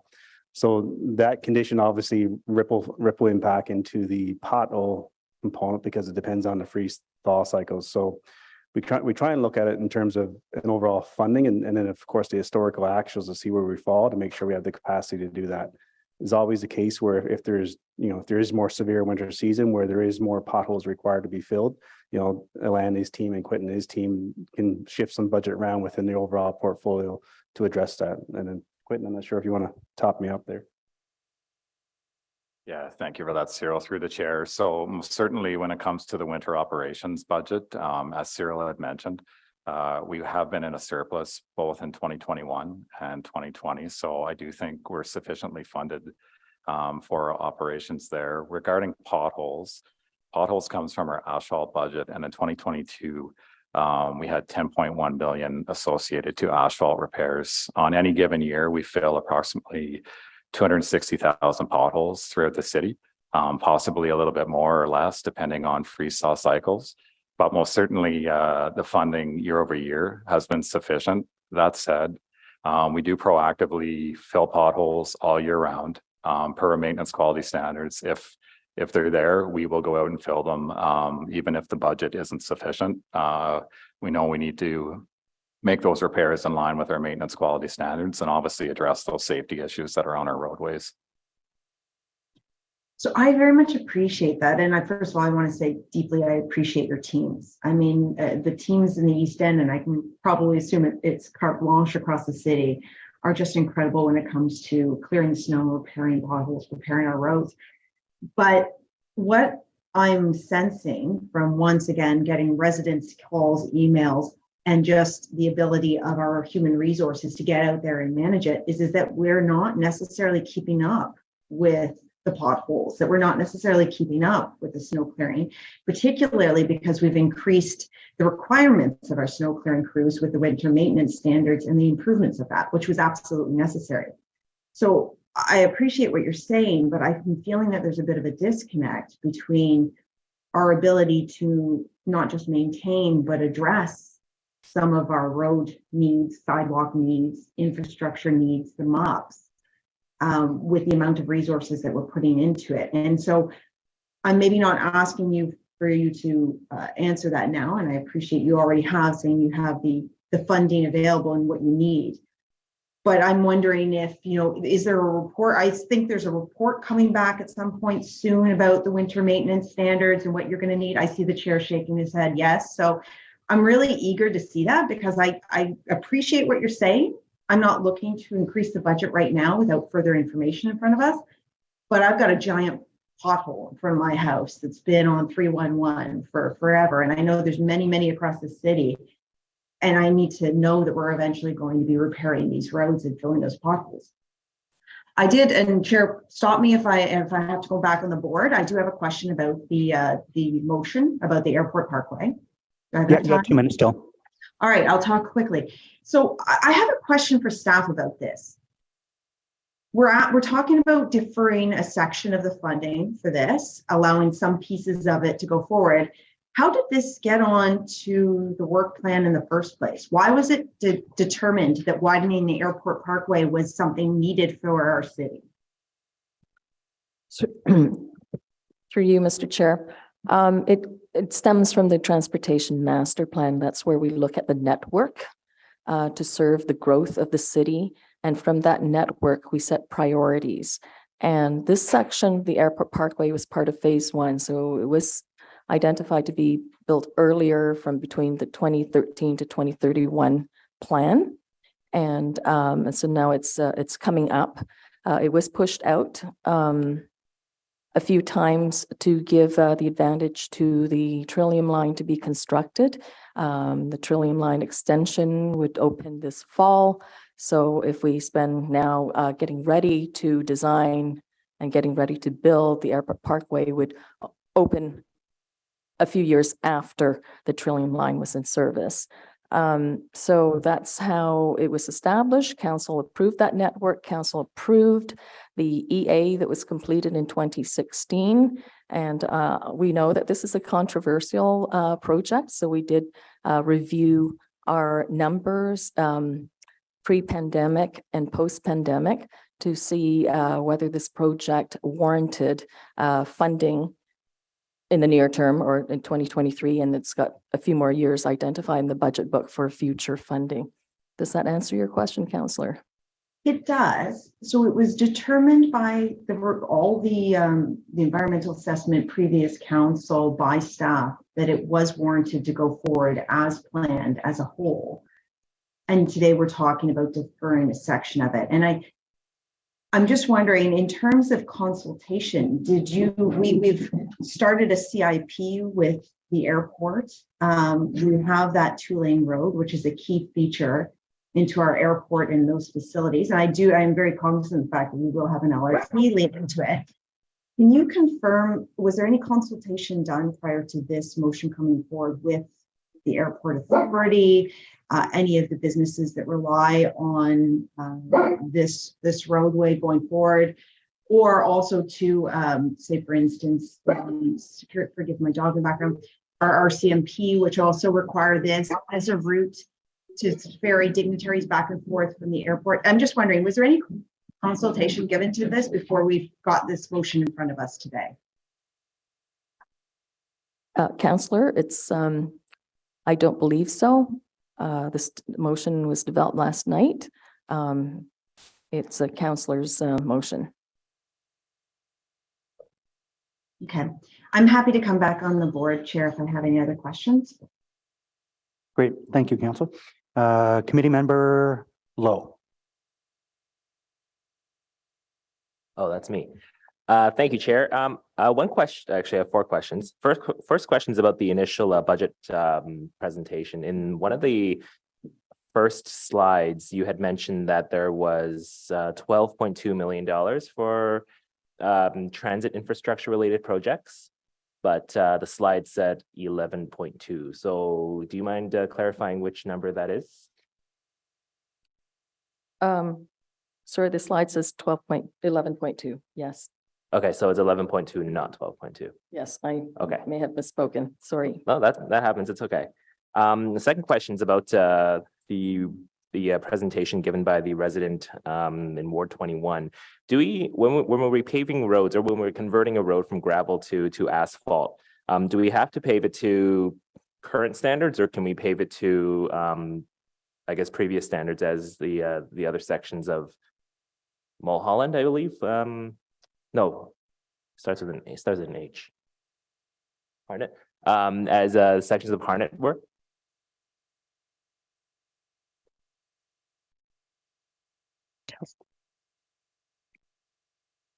Councillor Lowe, we would consider the best surface treatment for a gravel road based on the traffic volumes, based on the operational experience in terms of maintenance expenditure, based on the number of people that live there.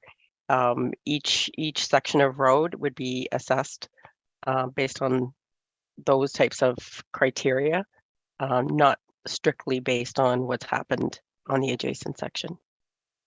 I understand that. I mean, because the resident said it could be done relatively cheaply. I'm just quoting the resident, and I'm assuming he means the width of the road, because a lot of new roads we're doing right now in the rural areas or in areas where there are 2 lanes, like we're adding a shoulder, we're making the road slightly wider. Do they have to conform to those standards if we're converting it from gravel to asphalt, or can we actually pave it to something like what Lodge Road is in my ward, for example, width-wise? So the width of the asphalt surface is related to the class of the road.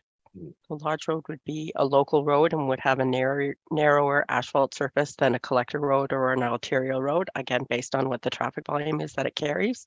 The paved shoulders in the rural area reflect the transportation master plan's cycling network in the rural area. So those are specific to supporting the implementation of that cycling network. So the width, we have standards for different classes of roads. That would be the consideration for how wide is the surface. Okay, thanks very much. Third question's relating to the Hilda presentation about the snow clearing. What is the feasibility of using something like a city pickup to just chill on Scott Street? Because Scott Street gets cleared before Hilda would, right? So what is the feasibility of that pushing the snow, I guess, onto O'Mara, I think is the other cross street? Through the chair, thanks for the question, Councillor. I was sorry to hear about the experience that the resident had with our winter maintenance during the past storm. I will take that away and obviously look into that with my staff to see what happened there. In addition to that, I'll take away the suggestion that they had around clearing the street with the loader and what changed with regards to our operations. And most certainly we can follow up with the resident or residents on that street. Okay, thank you. Last question about the Airport Parkway. If we defer, if the motion passes and we defer, will the quality of the road hold up between now and 2 years after line 2 opens, as suggested in the motion? Councillor, it's about a capacity issue. I don't think the quality of the road is coming into play here. So it's expanding for the volume and the need. No, I understand that, but will the quality of the asphalt hold up in the time that because when we're expanding it, we're indirectly repaving it at the same time, right? Because you're digging it up and then you're paving a layer of asphalt. Okay. Perhaps if I can ask Sue Johns to answer this question, but I'd like to add that sometimes we don't repave if we know that there's a project coming. But Sue? Yeah, I would say that we would always do a risk evaluation of what the surface of the roads are and coordinate with transportation planning in terms of projects that are coming. And if timing changes, then we want to be sure that if there are methods of mitigating risk, we would take those into consideration, but we are very mindful of not wanting to overspend or spend and then dig sort of thing. But the time frame that we're talking about, we would continue to evaluate that road and its condition to make sure that it's serving the needs and maintaining the quality of service that's expected. Okay, very last question. I know that it was last repaved, like I think 2018, 2019, if I recall. How long should that asphalt hold up? Like what timeline, what time frame are we working with in terms of like usual life cycle and all of that stuff? It should be longer than the time frame that we're talking about. A lot of that is a higher volume traffic roadway, but we don't see the need to resurface in that amount of time that we're talking about here. Excellent. Thank you. Thanks. Great. Thank you, Councillor Lowe. Councillor Troster. Hi, thank you so much. I'm a new councillor, so I understand, so these questions may be obvious to some people, but not to me. So I understand that the Airport Parkway project is funded by development fees? Development charges? The majority, yes. Okay, so what else are we allowed to spend that money on should we decide to defer and then ultimately not do a chunk of that project? What are the other things that money could be used for? You're asking about DCs? Yeah. Yep. According to the DC bylaw, if you're transferring the project to another project, the other has to be a part of the city growth projects and the programs that have been identified in the DC bylaws background study. And not all projects on that list have the same percentage of DCs. So if you shift it to another project, you could have a tax implication. So you could theoretically, should Councillor Bradley's motion, Catherine Kitz's motion, I apologize, go through, which I do support, and let's say we defer the project and then decide in the end not to do the widening portion, could that funding go towards sidewalk repair or creation or active transportation? Those other programs have different percentage of DCs, Okay. But yes, if they're related to growth, definitely you can use DCs, but those other programs have less DC funding, so there would be a higher tax implication. Okay, thank you. I have another question related to accessibility and snow clearing to pick up on the piece that Laura Shantz was speaking about. So I often get complaints about the sort of collision between road plowing and sidewalk plowing. So the sidewalk plow comes and then the road plow undoes the work of the sidewalk, creates inaccessible ridges of snow, which freeze into ice and then render them inaccessible to anyone with a mobility device. Has there been any exploration of plowing to the middle of the road in order to avoid this conflict? That's something through the chair, Councillor. Most certainly we can take away to see if research has been done in other municipalities with regards to plowing to the middle of the road. What I will say is that over the last few years, most certainly we've made several adjustments to our operation to improve winter maintenance on our active transportation system. Back in 2019, we had made adjustments where we now have 24/7 sidewalk coverage for snowstorm events and after snowstorm events.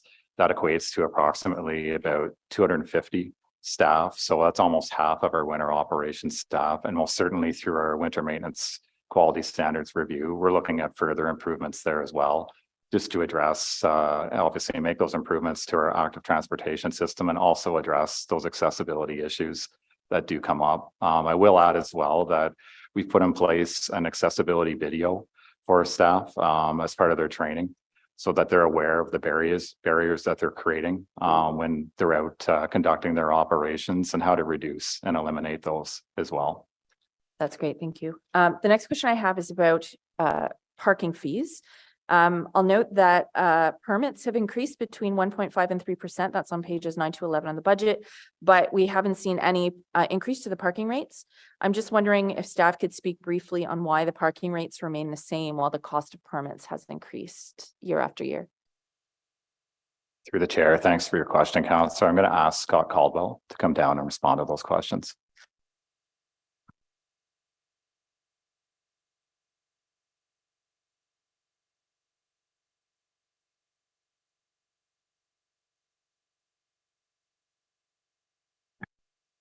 Chair, our most recent on-street rate increases occurred in January 2020.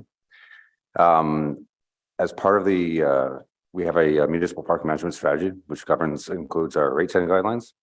As part of the update to the municipal park management strategy in 2019, there were a number of rate policy initiatives that were defined, and one of those was a move towards demand-based pricing.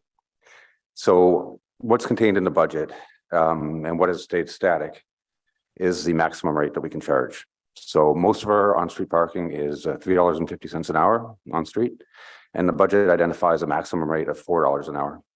So once we are able to implement our demand-based pricing, and unfortunately we've had to put it on hold during the pandemic, we will be able to adjust rates on an area by area basis in response to demand. So where demand is high, we will increase rates, and where demand is low, we will decrease rates in order to find the right price for the area and try to ensure that there is available parking where demand is excessively high, and to try to encourage additional demand where we're seeing low occupancies.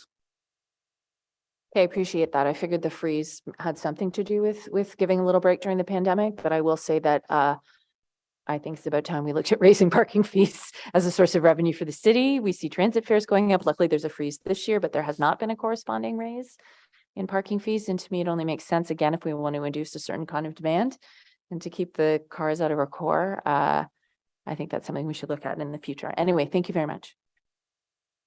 Great. Thank you. Councillor Gower. Thanks, Chair. I noticed in 2022, there were a number of areas where there's a deficit due to cleanup from the derecho. Do you have an amount that you're anticipating there's still cleanup to be done in 2023? In this specific budget, is there any anticipated costs for continued cleanup? Sure, I can take that question. The only remaining works really from a cleanup perspective is related to the trees, the removal of the stumps, both grinding and removal of stumps, and also increasing our tree planting to make up for the tree losses as a result of the derecho, but all other cleanup of our efforts are essentially completed. Okay, so from a transportation project, we're good. That's good. I noticed there's a line, 315,000 to research and pilot new technologies to support winter operations. Can staff explain what some of those pilots are? Mr. Chair, thank you for the question, Councillor. So part of that money goes towards the maintenance and repair our road weather information systems that are throughout the city. In addition to that, we are currently putting GPS on all of our winter operations equipment. That includes contracted equipment. So some of the funding will go towards finishing that. In addition, we've started a pre-treated salt pilot as well. So in a lot of our heavy spreading equipment, that'd be the plow and spreading equipment, we pre-wet our salt because it reduces the amount of salt we actually use. In addition to that, it better adheres to the road. So we're looking at applying that to our sidewalk units now, and we're conducting a pilot. So part of that funding will go towards that pilot in 2023. Okay, thank you. At Transit Commission, we had a lot of discussion about reliability of buses, and I know sprinkled throughout this transportation budget, there are measures to move buses quicker through traffic. And I was wondering if staff can just give us an overview of some of the significant projects or initiatives that are planned for 2023 in terms of prioritizing transit on roads.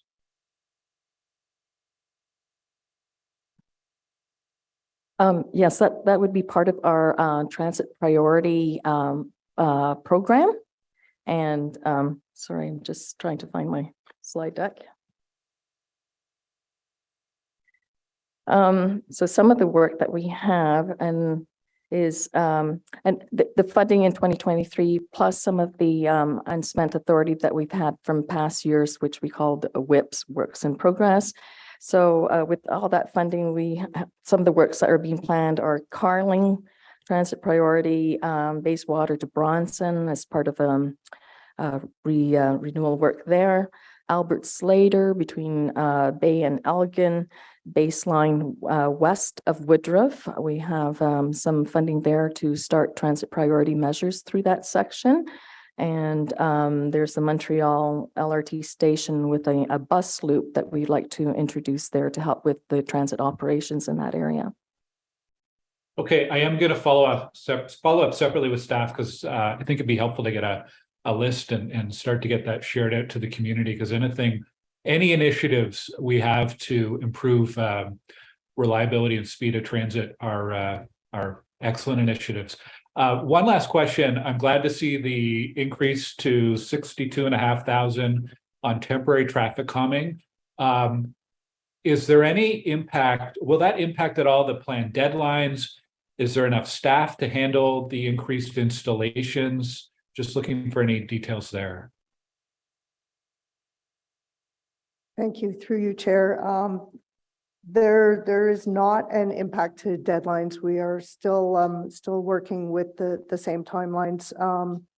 However, because there are a lot of new councillors, there may be some slight delays as we're ramping up, because with former councillors, we've had those plans in place and we're aware of plans for this year. But we did start as soon as we could to interact with the newer councillors to be able to develop those plans. Okay, thanks very much. Thanks, Chair.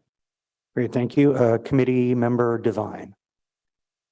Thank you, Chair. As always, thank you to staff for being here and presenting this to us, and thank you to all the delegates. I'm always so happy to be having these conversations, but particularly this one. So much of my overall concerns, whether it be about sustainable urban planning or climate mitigation or even public safety, they all land right here at transportation. I know that the two biggest demands in my ward during the campaign were about infrastructure and they were about speeding. So this is a lot of what we're talking about today. I got a bunch of questions. In reference to the delegation from Mr. Holmes, where he was talking about what seems to be our infrastructure gap, it certainly did resonate with me that if what Mr. Holmes said is true, that the average vehicle owner will pay an additional $300 per year in maintenance due to infrastructure, due to potholes or whatever. And I know of one counselor that told me a story about how they had to spend about $1,000 due to a pothole that they weren't anticipating. So with that said, that's certainly going to have an impact on the average homeowner, taxpayer. And I will certainly try to use that narrative to try to say, this is why we could perhaps tax at a higher rate. It might save you money in the long run, but from a city finance point of view. So a question to you, Cyril. One thing he said, Mr. Holmes said in his slide deck, there was a quote that deferring maintenance is a short-term solution with long-term impacts, presumably long-term fiscal impacts. If we are under investing due to having to make tough choices, if we are under investing in road maintenance, would you say that there is credibility to what he said about deferring maintenance is a short-term solution with a long-term fiscal impact? Will we end up paying more in the long run? Through the chair, I agree. I mean, financially, that's like anything. If you make it even more simplified, if you have a 15-year-old car that's worth $1,000, are you going to take it to a mechanic and spend $1,500 on it, right? So I agree with that perspective. What we do is, obviously we're funding the tax infrastructure, which is where roads is coming from, to the long-range financial plan that was done in 2018 timeframe. There will be a refresh this term. So that's how we're funding it. So we're on track to close the funding gap of that plan. The other component is the capacity in the market to do it. And then of course, staging when you can do certain roads as opposed to interruptions to traffic and other development. So there's much more mechanics behind the financial lens of it, but that's how I work with the infrastructure team to kind of build that out. Thank you. Now I believe a question for you, Vivi. You were mentioning, I think I saw in the budget that there was 2.5 million allocated to NTC, neighborhood traffic calming. I am learning a lot about the difference between temporary traffic calming and neighborhood traffic calming, and I certainly see neighborhood traffic calming as where I would like to push as much money as possible because it's a permanent solution. If 2.5 million is allocated for this year, is that on par with previous years? Is it a significant increase? Is it a decrease? Well, we increase it a little bit each year, so that's an adequate amount for us to, with the resources that we have to complete our studies, hand the files over to infrastructure services for implementation. There were years in the past where there was $0 for implementation, and we had a huge backlog. But since that time, you know, this program was infused with funding, so it's been really, really helpful. Good. In future years, even if there was a greater investment in your budget, would we have the capacity to do more if we had more money to spend? Yes, but we're actually trying to prevent this program from growing because new developments need to implement their designs right from the start to manage traffic. So because these developments are through communities, people's neighborhoods. So that's what we want. So it doesn't become an increasing burden on the NTC, the Neighborhood Traffic Calming Program, which is playing catch up or to fix mistakes from the past. Of course, ideally, the new developments are developing their communities with better practice in mind already. And that's right. Great. Thank you. There was, again, back to the budget, I saw a mention of, I believe, 16.8 million capital for active transportation, including cycling and pedestrian facilities. But then I saw a very specific mention of 118,000 for the cycling safety program. 108, so I'm glad to see it there, but 118,000 doesn't sound like a lot. But could you let me know what the cycling safety program is and what are the objectives with 118,000? Thank you, Councillor. I don't have the specific details of that right now. We will be reporting about the cycling safety program and other programs through our road safety action plan. And I can pass the question over to my colleague Phil Landry to provide further details. I'm guessing it's not a capital program. It's more, that's probably a staffing, or is that an outreach and education program? If it's 118,000, it's not likely. Through you, Chair, it's tied to short-term measures. So we usually identify 10 locations where we may do some minor modifications like painting or flex posts or some modifications to traffic signals. So we've been doing that for probably 7 or 8 years now. And so it's those low-cost measures. We do have other programs that look at more expensive, like reconstruction, but this is really to focus on those low-cost measures to enhance the safety for cyclists as they travel through our roads. Okay, thank you. With regards to the airport parkway, I am certainly supportive of where the motion, the KITS motion is heading. But in the current budget, so what I'm trying to understand, in the current budget as presented for Airport Parkway, I know there was a 4-year allocation of approximately $80 million, including all phases, but the 2023 allocation, something around 21 million. That 21 million allocated for 2023, how much of that is design and how much of that is construction? This project had funding from council the previous year to initiate design. And usually, and then as we have more funding, then we get into the implementation. So typically design is in the order of about 10%, but it varies depending on each project. Okay, so, okay, thank you. I was under the misapprehension that, my own misapprehension, nobody else's fault but mine, that a lot of that was towards design. Glad to hear it. And just a quick little note on, from what the gentleman who was talking earlier about the plan towards how to address parking fees or an increase of parking fees, and you don't have to get back up, thank you very much.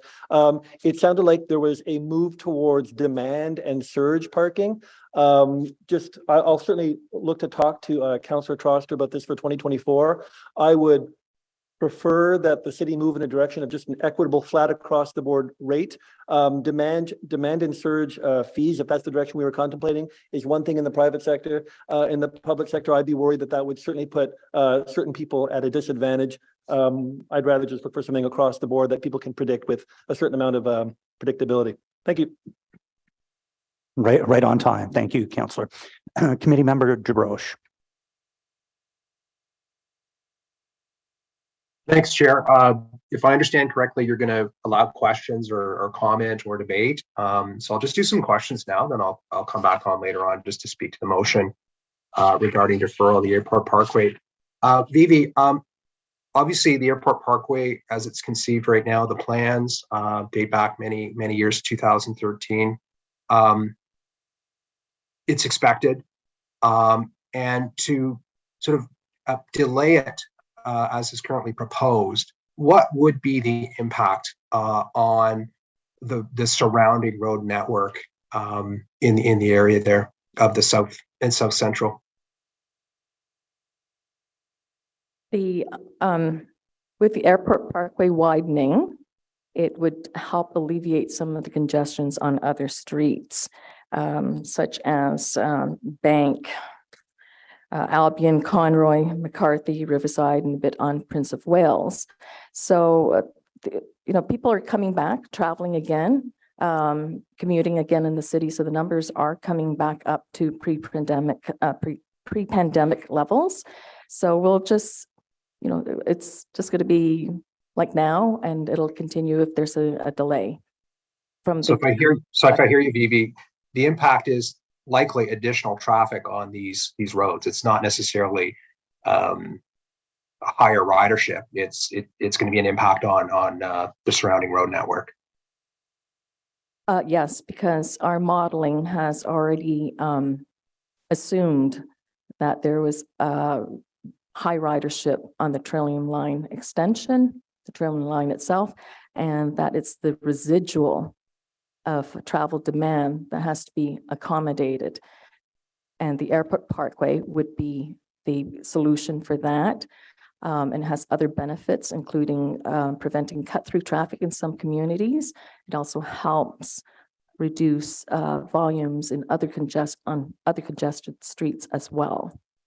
Okay, thank you. And I'm sympathetic to the view that there's a limited capacity in a downtown core. And my hope in the long-term vision, I think, for this city is to develop the South End, much like we see in Canada, where we have employment and we have housing, we have recreation to take pressure off the downtown core. And I hope the federal government is going to be true to that, to moving out some of the employment, or using some of these sort of joint planning locations or joint work locations, the GC Connect. So Vivi, again, question, not all the traffic is going necessarily downtown, right? It dissipates and goes in other directions throughout the network in that, again, south and central part of the city. Yes, Councillor. The traffic would start heading northbound, would start peeling off at the various east-west major arterials, at Walkley, at Brookfield, at Heron, Riverside, and if it goes further north on Bronson, the Queen Elizabeth Drive, Colonel By, heading towards Carling, and Highway 417. Our modeling using 2022 numbers, we're forecasting that with this project that about 70 vehicles will be heading north on Bronson, past the canal in the peak hour AM. And this project, when we looked at the need for it in 2016-20 with the EA, we didn't anticipate that there was going to be more urban expansion to the south.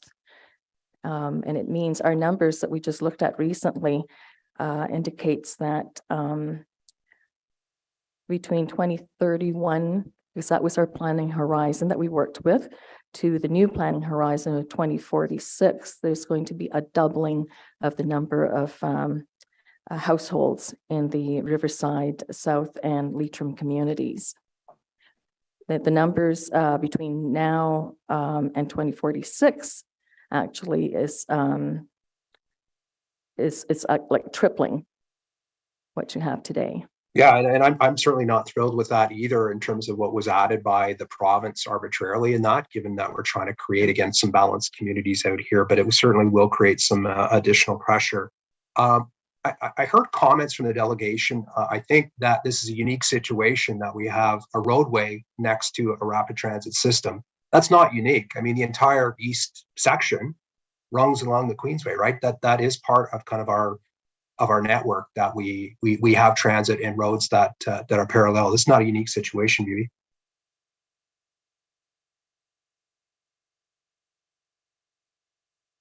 Yes, no.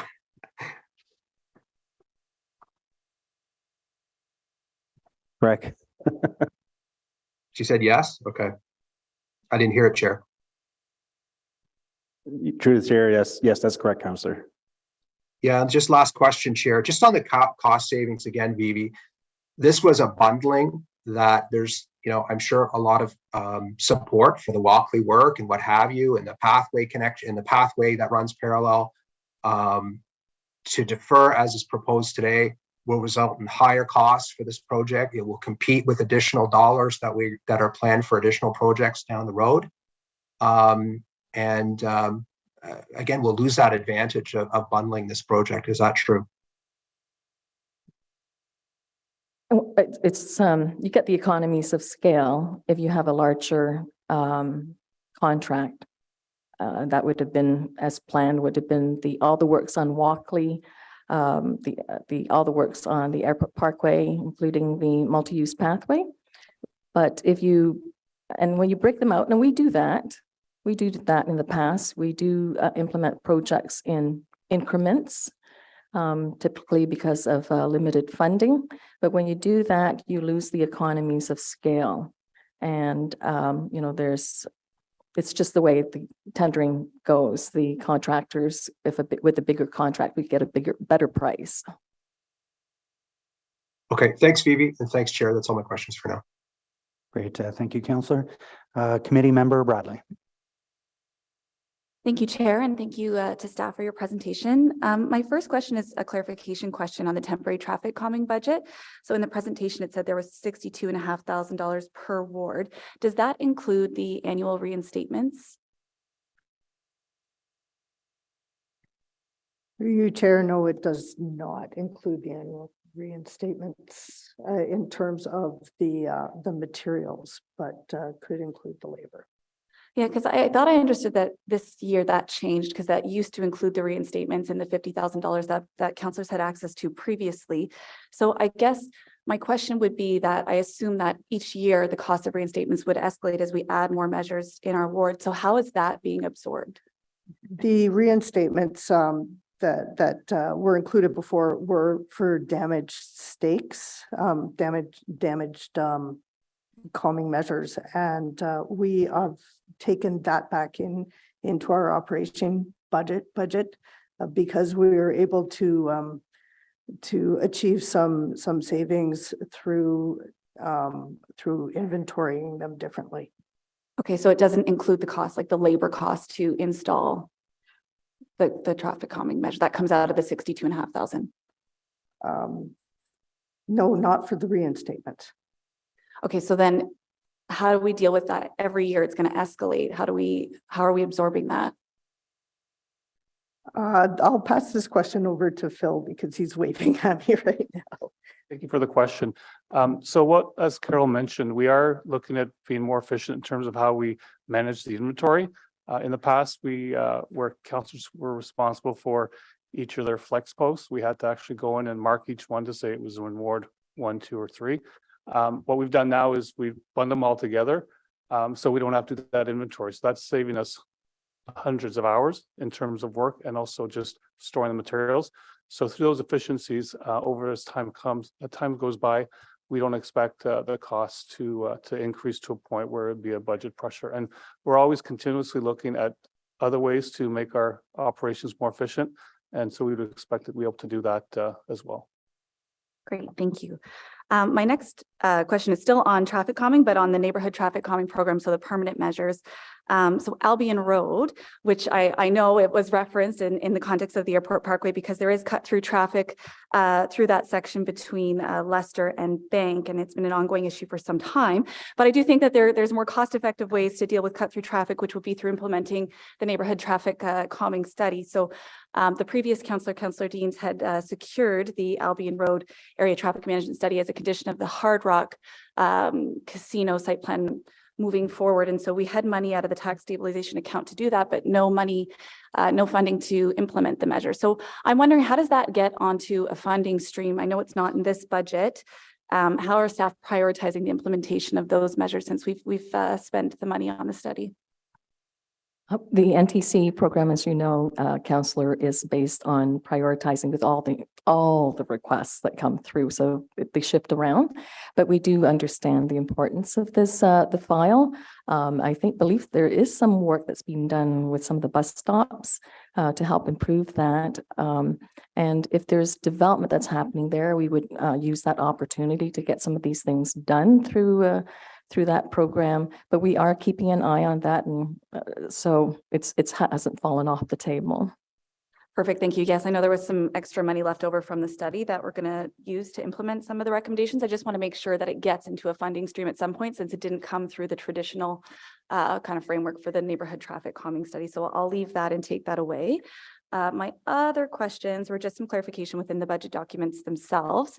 So kind of similar questions, two different programs. One is the traffic control signals program, and the other is the sidewalk pathway and design program. And so in the budget, it outlines projects that will be receiving funding this year and then below the line projects. So my question is, are those below the line projects, are they prioritized? Like, is that how they appear and that's how they'll be funded? Or do they still need to be reprioritized every year? Through you, Chair, those projects are reprioritized every year based on data. Okay, so just because they're below the line now doesn't mean that once those three are done, the next three, or however, however much funding we have available will get done. So they could be off the below the line list in the next budget. Okay.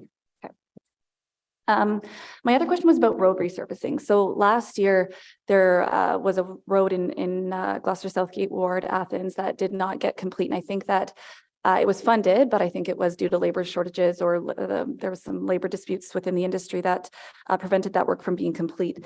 And so there are some new roads in this 2023 budget. And I'm just wondering, do we have are we concerned at all about our ability to deliver on the 2022 projects that didn't get complete, in addition to the 2023 projects that are in this budget? Through you, Chair. Thank you for the question. The projects that we defer from last year will be completed in 2023. We are also working very heavily on the 2023 budget. We actually have some tenders out subject to budget approval to try to gain some momentum and be ready to start construction as soon as possible. So we cannot anticipate what industry challenges are going to be. We continue to work with the construction industry and our partners to mitigate any potential schedule impacts. We had some issues last year with the strike that actually hit us at the most productive time of the year, which is the summer. We are envisioning to complete in 2022 and 2023. So the industry hasn't expressed capacity issues to staff at this stage? No, we are working very, very close to the industry, and they have not raised concerns other than some unplanned challenges that we may be facing. Thank you. My last question is around winter operations, and this just might be what I've heard. I don't know if there's truth to this, but I had heard that there were challenges with retaining staff and having a full staff complement for our winter maintenance. And so I was just wondering if that has impacted our ability to meet our winter maintenance quality standards. And if it is true that we are having an issue with retaining staff, do we know if it's a wage issue, if it's the type of position that we have, be it casual, and is there an opportunity to address that in this budget? Chair, thank you for your question, Councillor. So no, we haven't had any retention issues with regards to recruiting operators for our winter operations. Okay, perfect. Thank you so much. That's it. Thanks, Chair. Thank you, Vice Chair Kitts.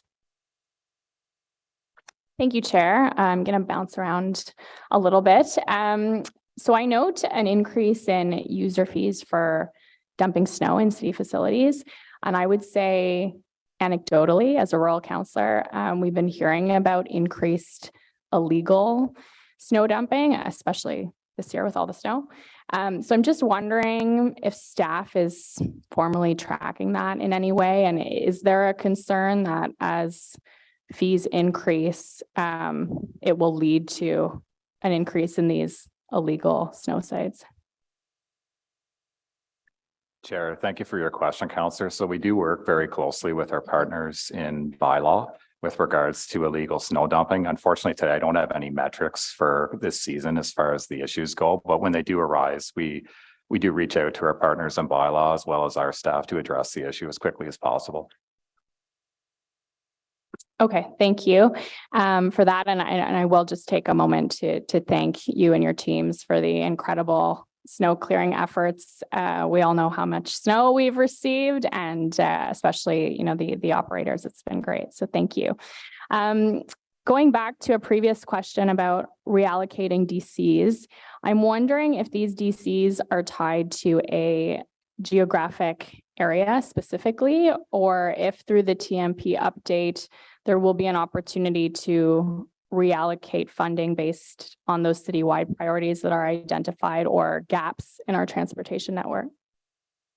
Through the chair. So again, these DCs for the airport parkway specifically is for roads growth. I think, I don't recall if they're specific to the inside outside greenbelt. I think it's truly roads growth.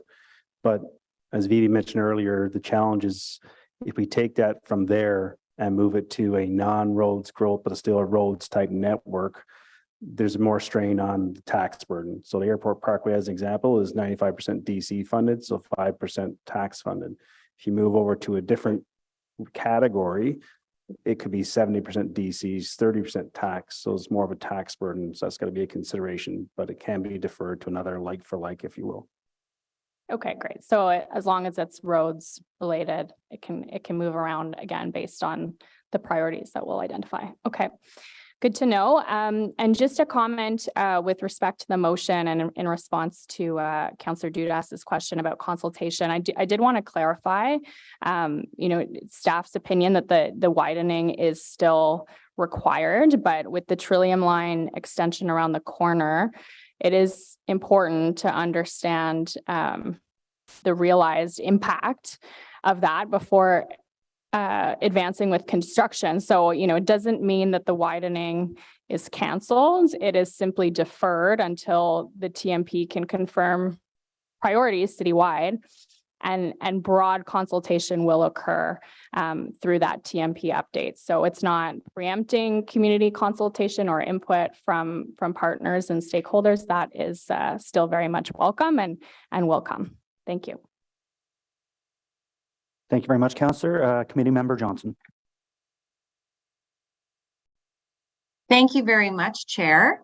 So I just want to go back to the traffic issues that we have at hand. So I think I've been pretty upfront with both Phil and Vivi that I want to be best friends. I'm really interested in championing safe mobility, and I'm really interested on the intersection of our policies as they impact outer urban wards.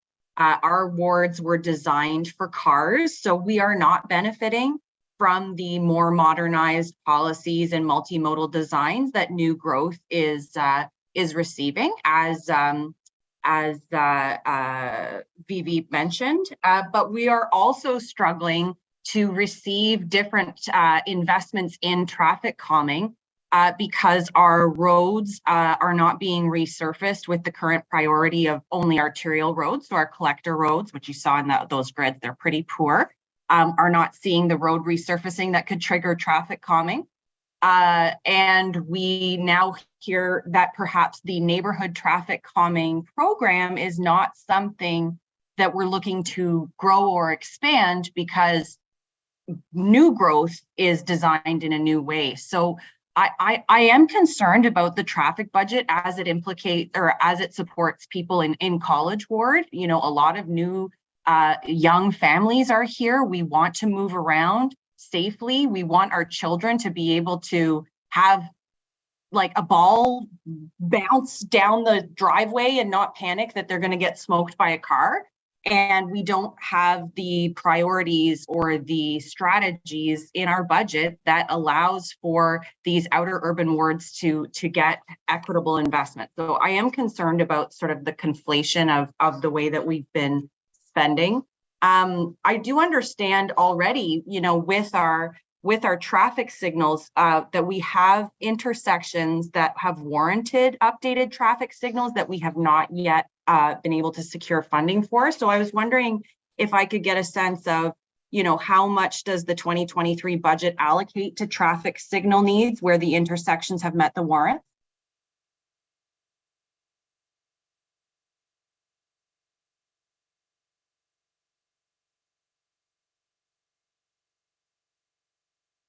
Either no one is answering or I cannot hear the answer. So Sorry, Chair. I'm not sure where, sorry. Sorry, Chair, through you. Thank you for the question. I was just looking up the specific numbers.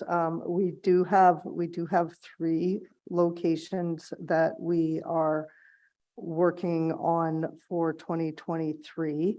It totals about $2.6 million.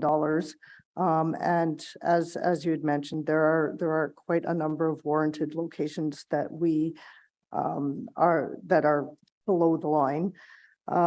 What we are doing is where possible, creating those functional designs so that they are ready if there are additional funding sources available through higher levels of government.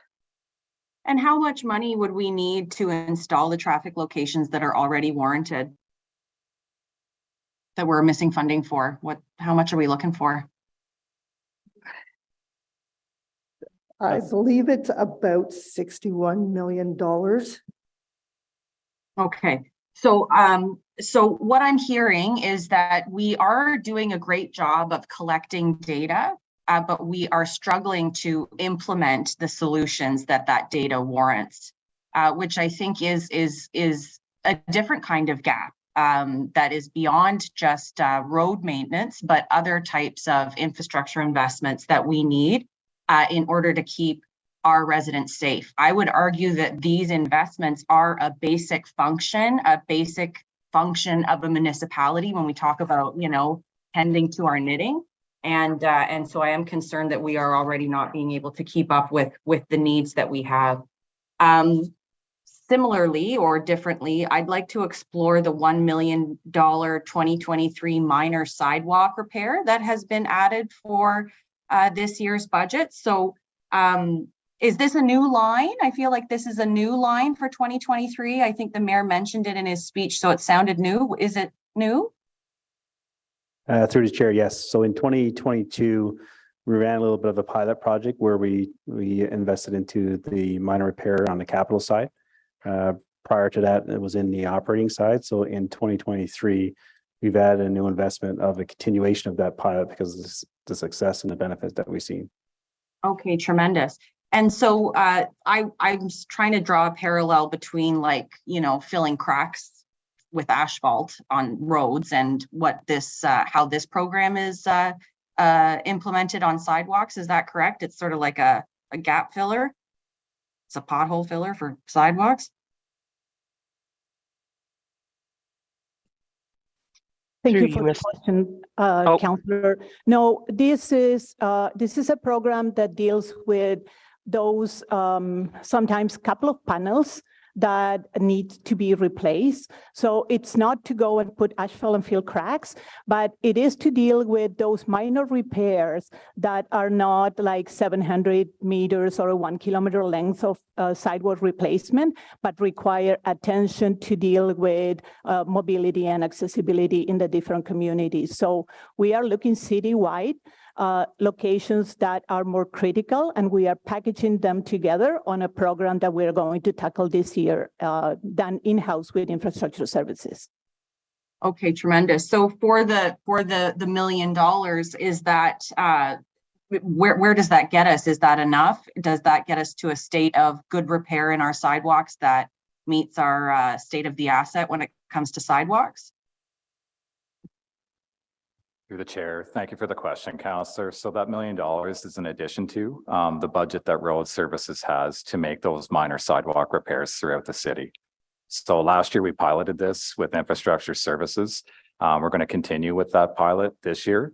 Fortunately, we've been able to work with our partners in finance, and that 1 million is now coming from the general capital reserves. And we've been able to return the 1 million that we used for a pilot from our operating back into the road services operating budget going forward. So most certainly it would be in addition to the work that my team does throughout the city. Okay, that's tremendous. Thank you very much. I'm glad to hear that we're moving in that direction. So I think I'll continue to listen for now, Chair, and I'll come back. Great. Thank you, Councillor. Councillor Kelly. Thank you, Chair, and thank you to staff for all the helpful information you've provided here today. And you know, as a new councillor, it's been a bit of a learning curve going through the budget process and trying to wrap your head around how it all works and the terminology that we use for various things. And so that's where I'm going to start, just to hope to add some clarity just for myself. When we talk about investments for road infrastructure, I often hear maintenance, renewal, resurfacing. Then there's new roads, which I know is a separate line item. Can you clarify for me, when we talk about renewal and resurfacing, is that part of maintenance, or what is the difference between those, or is there a difference between that? Through the chair. So from a capital perspective, your maintenance word and would be like your resurfacing program, you know, actually building a tangible road or dirt or whatever, right? When we talk about maintenance from an operating perspective, that will be the snow clearing, back to the sidewalk, that minor repair in terms of sealing the cracks, putting some asphalt there. So okay, really operational versus the more tangible side on the capitals. Okay. But it's still all considered maintenance, right? Like if you were to resurface the road from the village. If I put my true accounting hat on, I would say we shouldn't say maintenance in the capital world, but okay, the terminology comes over. Okay, good. Yeah, so the little things that trip you up. Thank you for the clarification on that. And you know, as you know, I represent a ward that's quite large and rural, and roads is often the number one or two issue. I'm sure it's not all that different from my predecessors' conversations with you. So I know roads are looked at on a citywide perspective. There's roads that go through multiple wards. There's main arterial roads, and I know there's a complex process that you go through to decide who gets what funding. But I was wondering, you know, with my ward being so large and having such a large percentage of the city roads within it, I'm wondering what factors do you take into account from a ward by ward basis when allocating funds? So does the size of the ward and the amount of roads in a ward determine how much funding a ward gets for road renewal, or what's the strategy when you use to decide who gets what? Through you, Mr. Chair, the prioritization is citywide, as the councillor noted. There is not a consideration, any kind of prorating, ward by ward. It's based on keeping the infrastructure in a good state of repair across the full network. Okay, and just to follow up on that, so I want to thank Mr. Holmes for his presentation and the charts that he included in that. So you can see that the arterial roads has the biggest amount of good repair percentage, or whatever. I kind of bumbled that statement, but so we are focused on those main arterial roads. We only have so much money we can spend on roads. So if we continue to spend 1.1% of our overall value of our road infrastructure on maintenance, how do we address the roads in communities that are in complete disrepair and the side streets that are becoming undrivable? And I'm wondering, if we just continue to invest that percentage, do we look at this chart 10 years from now and see a lot more red and a lot less green? And what is the effect that would have on city operations and on our budget 10 years from now? Through the chair, sorry. I guess I'll speak to it at a different level. So we've been growing our investment in the roads renewal program overall. Year over year, in 2023, there's overall 136 million, which is what was invested in 2022. So when you look at year to year, it didn't grow. But there's two unique things there. In 2022, there was a one-time injection of 39 million So if you remove that, then in 2023, there's another one-time injection of 30 million. But the more important number that I look at is we're growing our base. So if I look at strictly the roads resurfacing program in 2022, I think that was around 37 million. 2023, we're up to 44 million. So we are growing the annual base. So that's how we kind of closing that funding gap when we look at the overall tax supported assets. So we're continuing to invest in that infrastructure. Of course, we'll be coming back to this term with updated plans, and then we'll kind of see what those plans tell us, and then we'll have a go from there perspective.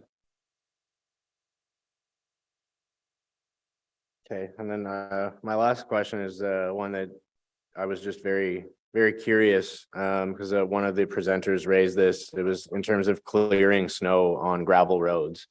And I grew up on a gravel road for many years. And I lived in a very small community with only 2 roads. One of them was asphalt, one of them was gravel. 15 years ago, the plow would come down and do all of those roads in and out of this little community in 25 minutes. Now we've seen where now the plow comes down and does the paved road, and it could be a day or two before the gravel section is cleared by a grader. So I'm just wondering what the rationale is there, and how efficient that really is in terms of clearing snow on rural roads. Yeah, thank you for the question, Councillor. So most certainly the best piece of equipment to clear a gravel road is a grader. So in some cases where you're right, the road may be split where it's hard surface versus gravel, we would use a different piece of equipment. But definitely we still follow in line with our maintenance quality standards. So it shouldn't be days later that we're seeing that cleared. I mean, let's say if it is a residential gravel road, it should still be completed within the 12-hour period. And most certainly if it isn't, we can follow up and chat offline. Thank you. Great. Thank you, Councillor. Councillor King. Thank you, Chair, and I'd like to thank staff for the very in-depth report. It was much appreciated, as well as providing the information around the total cost around particular projects planned for road expansion beyond the airport parkway. So that was much appreciated. I am curious as to whether staff, and I know that you wouldn't be able to answer this now, so just maybe tabling for later, potentially a memo to this committee and the rest of council, whether you could share a timeline for the expansion projects that have been proposed in this budget, which would look at the year the city reviewed the need for the projects, the current needs, and the costs projected over 5 years. So I was just wondering if you'd be willing to furnish that information to committee and council. Through you, Chair. The information about the costs of these projects are actually in the budget document under the I think for some of our projects anyway, in transportation planning. You start on page 138. They're under growth. So you see the years for 23, 24, 25, and 26 are there. And we're also going to be in our transportation master plan, part 2 of it. We're going to review this again and then present the new network to council, taking into consideration the new urban expansions, Taywin, and all of that, and as also the listing of the projects in priority. So perhaps it's better to wait until then. Otherwise, I'm giving you information that's still based on the 2013 TMP. Well, I appreciate that because obviously I think myself and many of my colleagues would be interested in the refresh, taking a look at the impact of the LRT expansion. Obviously, we're spending billions of dollars on that. We want our residents utilizing that. And so I think in context to those investments, it would be important to have a review. And I look forward to, despite not being a member of committee, maybe bothering the chair a little bit and attending here and asking some of those questions. So I do appreciate that. I'm going to ask a question that I know it's not officially perennial, but it seems to be a regular question that I've asked to Mr. Rogers on multiple occasions here. But I'm just wondering, concerning the derecho storm, we know that there is a deficit in this budget regarding that. Are we examining the prospect of a specific reserve to deal with natural disasters? Yeah, through the chair, and I'm glad you asked the question. Yeah, so again, the tax stabilizations are our go-to reserve from an operating perspective. And that's what we'll use in 2023. I know the question was asked to Alain a little earlier. We don't budget for those extraordinary one-time type events. There is some flow over cleanup cost that Alain mentioned, and we'll try and mitigate that in year through other kind of savings or other kind of holdbacks, discretionary spending, et cetera.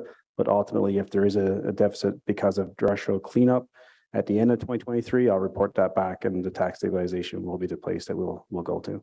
Okay. I appreciate that. I just always want to examine the prospect of specific reserves, because as we know, we should be anticipating or attempting to anticipate the unanticipated, in a sense, with the increasing number of impacts from natural disasters. So I think it's a major focus that I hear from my constituents and want to relay.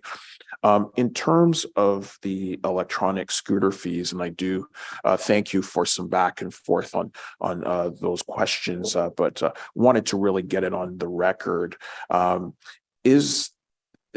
We know under the fee structure, there is a 100% increase for the application vehicle and comms engagement fee. Can staff explain why this is? I think that the increase was from 2021 to 2022. And the draft budget that was tabled in February, on February 1st, had an error in the 2022 column. So really between 2022 and 2023, what you should see is that there's no change in fee structure. But I have to caveat that because next month, we're going to bring to Transportation Committee and Council the e-scooter report reflecting on the 2022 season. And if there are changes in the fee structure, it will be through that report because we want this to be, net zero so that there's no cost to the city. Okay. There is a 67% increase on the application to increase the existing fleet fee. Can you explain why and why this is also not a 100% increase?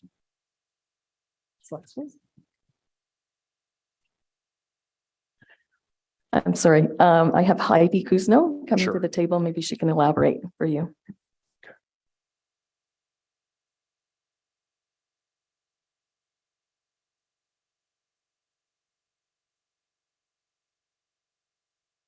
Hi. Yeah. So similar to the previous answer that Vivi gave, the increase was last year from 2021 to 2022, and again, it was a recognition of administrative costs for the city in terms of running the program, and that was the recommendation for 2022. We'll be bringing forward a report in March that will have all of our recommendations for potential changes to the fee structure based on how we observed operations and requirements from 2022. That's great. I appreciate the answers and the candid nature of that, because obviously these fees are to really recover the costs of administration, and I just wanted to ensure that we were not detracting from companies that are participating in this pilot. We obviously need different types of mobility, and we want to ensure there's fairness in that fee structure. So I appreciate that answer, and I look forward to the upcoming report. Thank you, Chair. Great. Thank you, Councillor. And there were some technical issues with some hands and some Zoom and things like that. So just for those that are following along at home, it's going to be Councillor Brockington, Committee Member Luloff. There was an issue with his hand. Then Councillor Kavanaugh, Councillor Menard, and then Councillor DeRoche is back for a second round of questioning. Councillor Brockington. Thank you, Chair. I think I'll ask my budget questions first and then come back on the list for the Airport Parkway. Sidewalks are a big issue in my ward. This was a major issue of my election campaign.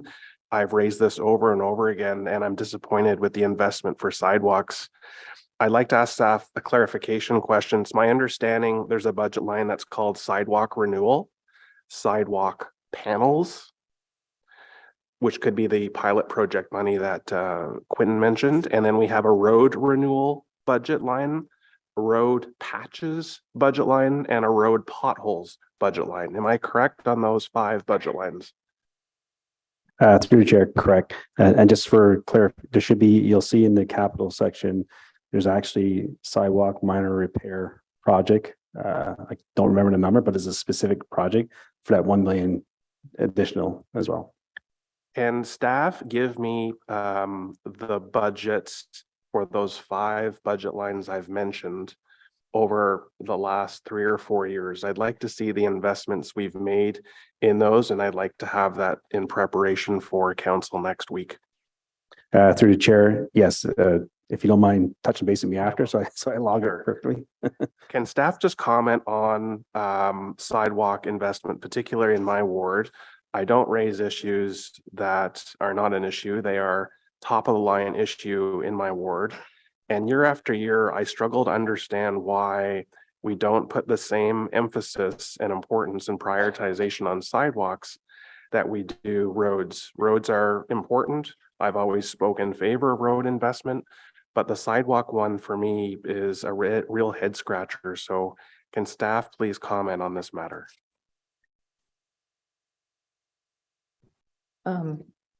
Councillor, the sidewalk program is funded annually. If you want to give us more money, we'll take it and we'll build more. But it's based on the policies that we have, what we currently is called the Ottawa pedestrian plan. In the new version of the TMP update, all of the active transportation work will be combined and fall under the TMP. So we're following the policies. If there's a sidewalk needed or streets that don't have a sidewalk and there's a school leading to a park where there's transit, those get prioritized and they will be done. Sometimes there are communities that have ditches rather than piped sewers. So it's very hard for us to build a sidewalk unless we have a curb. And when you have a curb, then you have to have the storm drainage.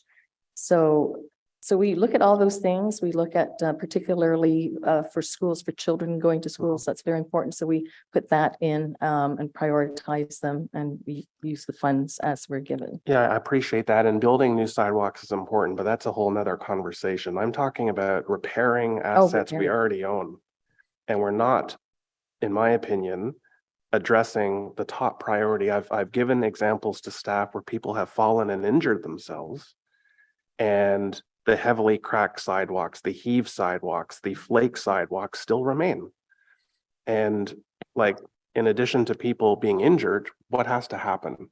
So that's an issue that I've addressed with staff. And I take issue with staff prioritizing investigating a sagging lunchroom in one of our municipal buildings, but not putting the investment in sidewalks that I've raised over and over again. So if I could get that information from Mr. Rogers over the next few days, I'll certainly work with staff to get them some more money, which I'd be happy to work on. The budget outlines road renewal and I think water infrastructure project on Maryville Road from Anna to Carling. And there's some details in the budget that talks about water renewal, road redesign. In my annual meetings with Ms. Duclos, this has never been, despite me championing the need for Maryville Road redesign, which is, I think, where this is leading to. How did this become prioritized? It had never even made the top 7-year list. And is it because the water infrastructure has now been deemed to be sort of at risk or in a critical stage where we have to get going and address the infrastructure? I can take that question, Mr. Chair.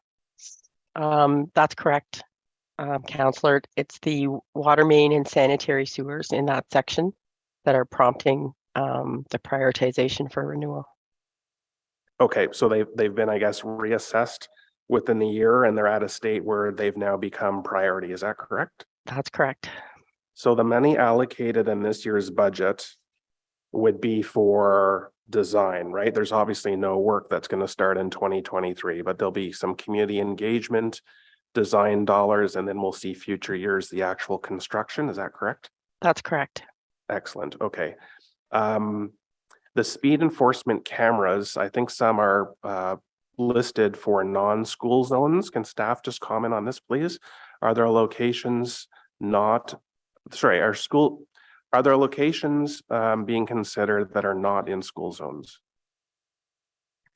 Through you, Chair, yes, this year we are piloting 4 locations that are not in school zones.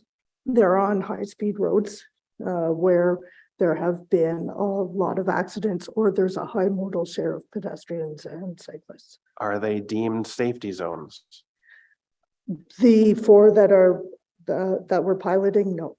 So how is that permitted then? I thought provincial legislation only allowed municipalities to use this technology in school or safety zones.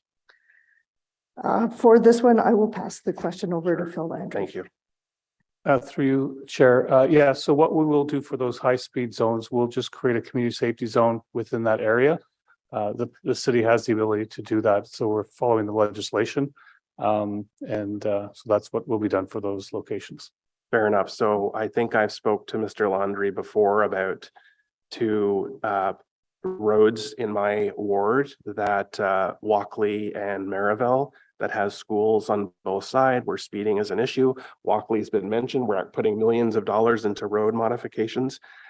So I'd love to speak to Mr. Landry about the potential to create safety zones here. Both issues are going to be coming up in the budget next week. To Councillor Bradley's comment about streets that were dropped in 2022 for road resurfacing, staff are confirming that those are now prioritized in 2023. The tenders were signed. There's absolutely no risk whatsoever that the streets that weren't repaved in 2022 will not be done in 2023. Is that correct? That is correct. Very good. Thank you. Just to confirm, staff have also identified water infrastructure renewal on Harold and a Veteran in Carlington, 1.84 million. Again, I'm assuming that's for planning and design. We'll have community consultation and the actual construction will be later on. Is that correct? That's correct. Okay, excellent. Finally, my last budget question, Chair, is the TMP. Can I be reminded what is left to be done with the TMP? When will council see the list of the new priorities, and how does the budget reflect those priorities if we get to a point in 2023 where that's delivered? Or maybe I'm being a little ambitious with my timeline, but first, what are the timelines for the TMP, and then how do we budget accordingly for those projects? Councillor, thank you for that. We are going to be coming to committee and council, I believe in April, to bring the part 1 of the TMP, and that's the policies, sets the policies,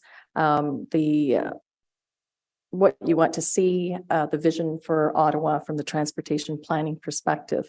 So, and with that, we're also tacking on the active transportation project priorities, because that component of the master planning has advanced further.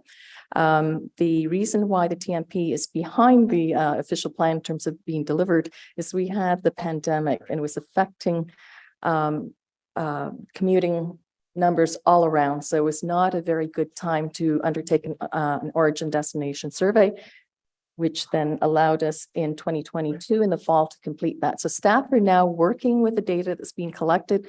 They will be updating the model and going through that to forecast and just checking everything just to make sure, because if you put data in, you have to trust it in order to get the right information that pops out at the end.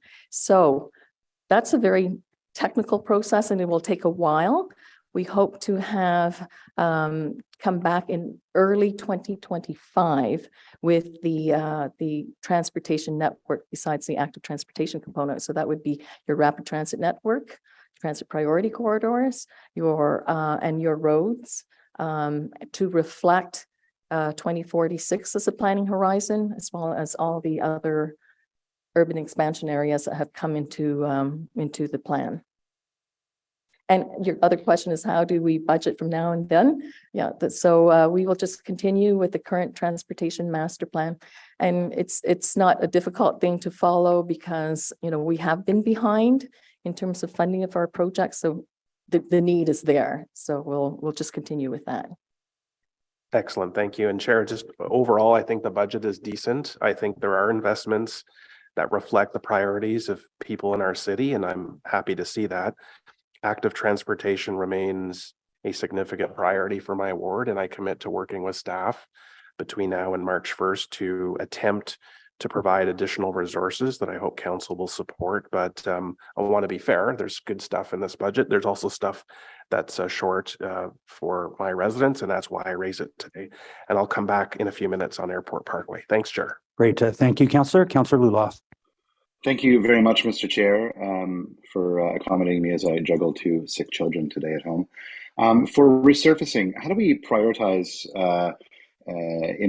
connections with interprovincial connections? So Cameron Road in Cumberland Village, which services the ferry and goes up to Old Montreal Road, is in a very sorry state. It serves hundreds of trucks a day, and when I look at the resurfacing list, it doesn't make the cut. So I'm wondering if there's any special consideration for these sorts of heavy truck traffic connections to interprovincial crossings, whether they're private or public or what have you. Through you, Mr. Chair, certainly the condition of the road reflects the usage and the composition of truck traffic, the volume of traffic.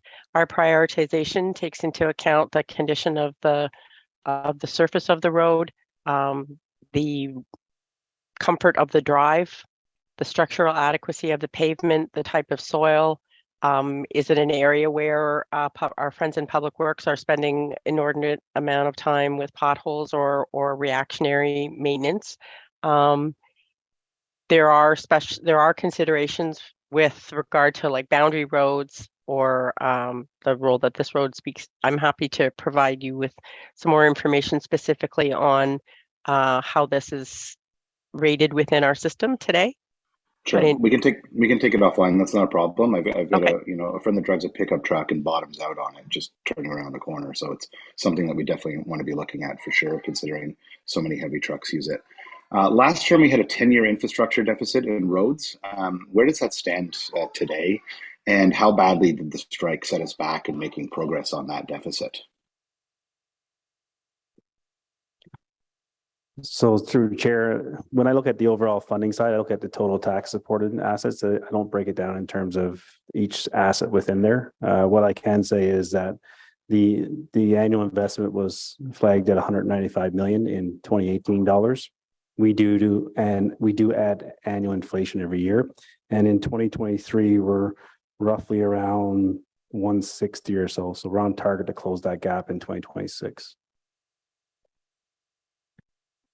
Okay, thank you very much. Is there any indication that the sector will be adding any capacity this year? It seems that our ability to get this done is severely limited by capacity in the industry.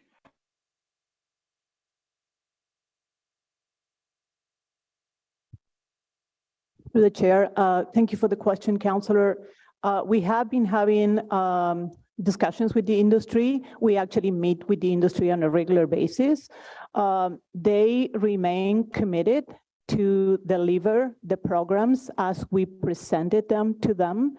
And unless we have another strike or some elements that can set us back, they are fully committed to work hard in coordination with the city to get this done. Okay, and my final question, Mr. Chair, and you can move on from me after that. The sidewalk renewal programs, the criteria really disadvantages rural villages. They may be in the worst shape, and get like a 0 out of 5 or however you rate it, but they can't compete with inner city or even suburban areas when it comes to traffic. So how can we work together to ensure that this criteria is more equitable so that our rural villages get the renewal that they so desperately need? Thank you. Mr. Chair, the factors that are considered in our prioritization stem from the level of service that are captured in our asset management plans, and the criteria, for example, of what is the level of foot traffic that the councillor is referring to. is a factor that we consider now. It would definitely be within council's purview to be able to redirect staff to a different type of prioritization process, or a different subdivision sort of the resources that are available to geographic areas. We are progressing with the funding that's allocated in the 2017 long range financial plan and targets the levels of service that were identified. Those will be before you for during this term of council, as well as the asset management plans will be coming forward as well. I think that that'll be quite comforting to many rural residents who have sidewalks that are basically non-existent now. But despite, unfortunately, because they just can't compete with downtown wards for traffic, that they feel like it's just going to be like this in perpetuity. So really looking forward to working with my rural councillors, our great chair, to see what we might be able to do about that through that process. Thank you very much. Great, thank you, Councillor. Councillor Kavanaugh. Thank you, Chair, and thank you to staff. This is probably the biggest, most intense budget there is, with all the things with winter maintenance and roads, et cetera, et cetera, et cetera. My first question is on potholes, and last year I put in an inquiry for staff about finding efficiencies. There was some comparisons made with the City of Gatineau, and in the response, it said that the city was looking at efficiencies, and I'm wondering if that's helping our budget, if we're finding efficiencies in terms of how we deal with potholes. Through the chair, thank you for your question, Councillor. So most certainly staff continue to work on that review and looking at those efficiencies. Unfortunately, with the derecho and the cleanup, a lot of not just my operational staff, but my support staff were redirected to support those efforts and cleanup. But we are continuing to work on it, and we do plan on bringing that forward in 2023. Thank you. And will we see some kind of data or information that shows that there's efficiencies, et cetera, like, we can fill up so many potholes per hour? I don't know, some way of showing differences? Most certainly, Councillor, we'll be looking at the different technologies that are out there, in addition to some of the different pieces of equipment that we have in place today, like the Pythons. We'll continue to look at kind of what's in the market and the industry as well. Yeah, I saw the Python 5000 was mentioned in your response. Thank you. I appreciate it. Potholes are a hazard for cyclists big time, so I'm particularly interested in them. It's quite dangerous. The use of front-end loaders. When I saw that piece from Hilda Avenue, I couldn't help but think of somebody who's written to us in our ward about front-end loaders for a dead-end street, and how it used to be that a front-end loader would come in and clear the street, which was far more efficient than a grader that pushes the snow out to the side. So seems like the same thing happening. Is this a budget reason that we stopped using front-end loaders for both, like what happened with Hilda Avenue and what happened with which was Riddell, I believe? Just wanted to know, why was that switch made? No, normally, Councillor, we make those changes for operational reasons specific to the street or the area. So most certainly I'd be happy to follow up with you afterwards with regards to that street in your ward and have more of a conversation as to why they made that change. I appreciate it. I know I've heard a lot about it. My next question is on cycle infrastructure. What often happens is projects are quite siloed, and cycle infrastructure falls into road renewal and different categories. And I noticed in the budget, Carling Avenue is getting some work done. So, and it's going from Schneider all the way to Shirley's Bay. And in the middle of that is an underpass. And it's a very interesting spot because it's a huge problem for cyclists. It's a railway underpass where there's no railway anymore. The railways stop running and probably the tracks will be torn up. But I know it's not in the road renewal, but when we're doing this, is there any way we can look at this? Because that's been a hazard for years where cyclists must immediately stop going in a shoulder and go into the main lane. So how can we look into this when we're doing these projects, and how do we take into account cyclists on these projects? Through the chair. Yes, I'm familiar with that particular rail overpass. So we do have a feasibility study within the active transportation plan. And the breakthrough that we got to about a year or so ago is we actually managed to purchase that rail corridor. So now it's kind of in our hands in terms of the options that are available. So the feasibility study, initially what we're looking at is removing that structure, and that will allow us to restore the eastbound and westbound shoulders so cyclists can continue. But in addition, it gives us an opportunity to reroute the crossing at Burke onto the pathway, which is high speed, uncontrolled crossing, and route it through the existing intersection that's between the mini PUD and CRC, and use that to link with that new pathway, which north of Carling is also a project in the active transportation plan that's going to provide a very good connectivity to all the new subdivisions that are to the north of Carling and north of the NCC green space. That's great. We're not seeing it in this budget, are we? In 2023, you won't see it in that budget, but when the plan comes forward for 2024, the TMP, which Vivi mentioned was in April, then at that time we'll ask for permission to do at least some pre-planning related to some projects in that 2024 plan out of some funds in 2023. Well, that's great news. I think the fear has always been that if we ever did anything, there'd be a temptation to widen the road. And that's not what we want. We want to make sure that this is about the cycle infrastructure. So as long as we keep to that, I'm very happy. And I'm sure that people of Canada will be happy as well, since that's their major route. Thank you. In terms of cycle missing links, we've allocated $800,000 across the city, which strikes me as not a lot of money for all the ones that I can identify, both in my ward and on my way to different places. But do we have any kind of figure of identified missing links that that are still sort of in the line for funding? The missing links, of course, as a term, it actually applies to the majority of projects within the AT 2024 cycling plan. We have seen in our data that it's well over 70% of projects are filling missing links.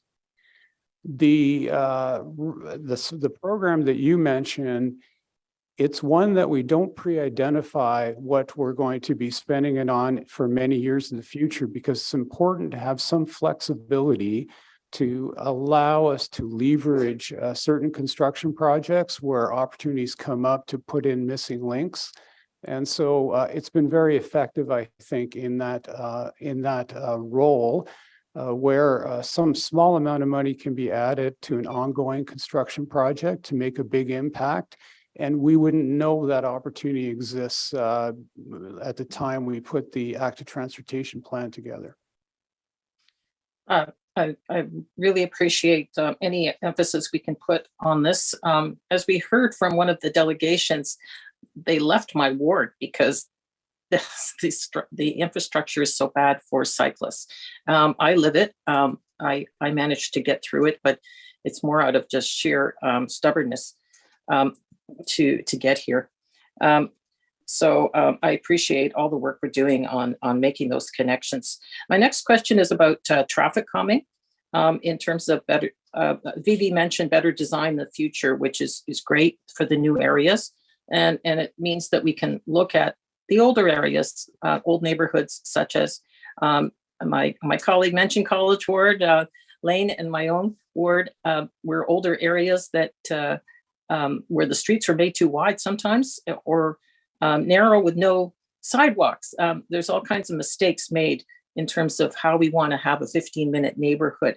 Is it possible to concentrate on these older neighborhoods because we're, especially areas that are targeted for intensification, the traffic calming is very much needed. I see a direct correlation with the request for traffic calming, permanent traffic calming, not the temporary, and the areas that are targets for more housing and intensification. Yes, Councillor, we will look into those things as they apply under the process of the that Council has approved for the neighborhood traffic calming program. Okay, I appreciate that. I share the views of my colleague, Councillor Brockington, about sidewalks. Still a deficit. I appreciate, though, that efforts have been made about schools. And I think my last school is finally getting a sidewalk this year, and that's good news. So we're catching up. I appreciate that. Councillor Kavanaugh, your 5 minutes is over. If you can go back on the board, please. We'll move to Councillor Menard. Thank you. Thanks so much, Chair. Appreciate that. And just want to thank staff for this budget. I think it's a good budget, and I'm in support of it with the motions that have been proposed. So really appreciate all your work.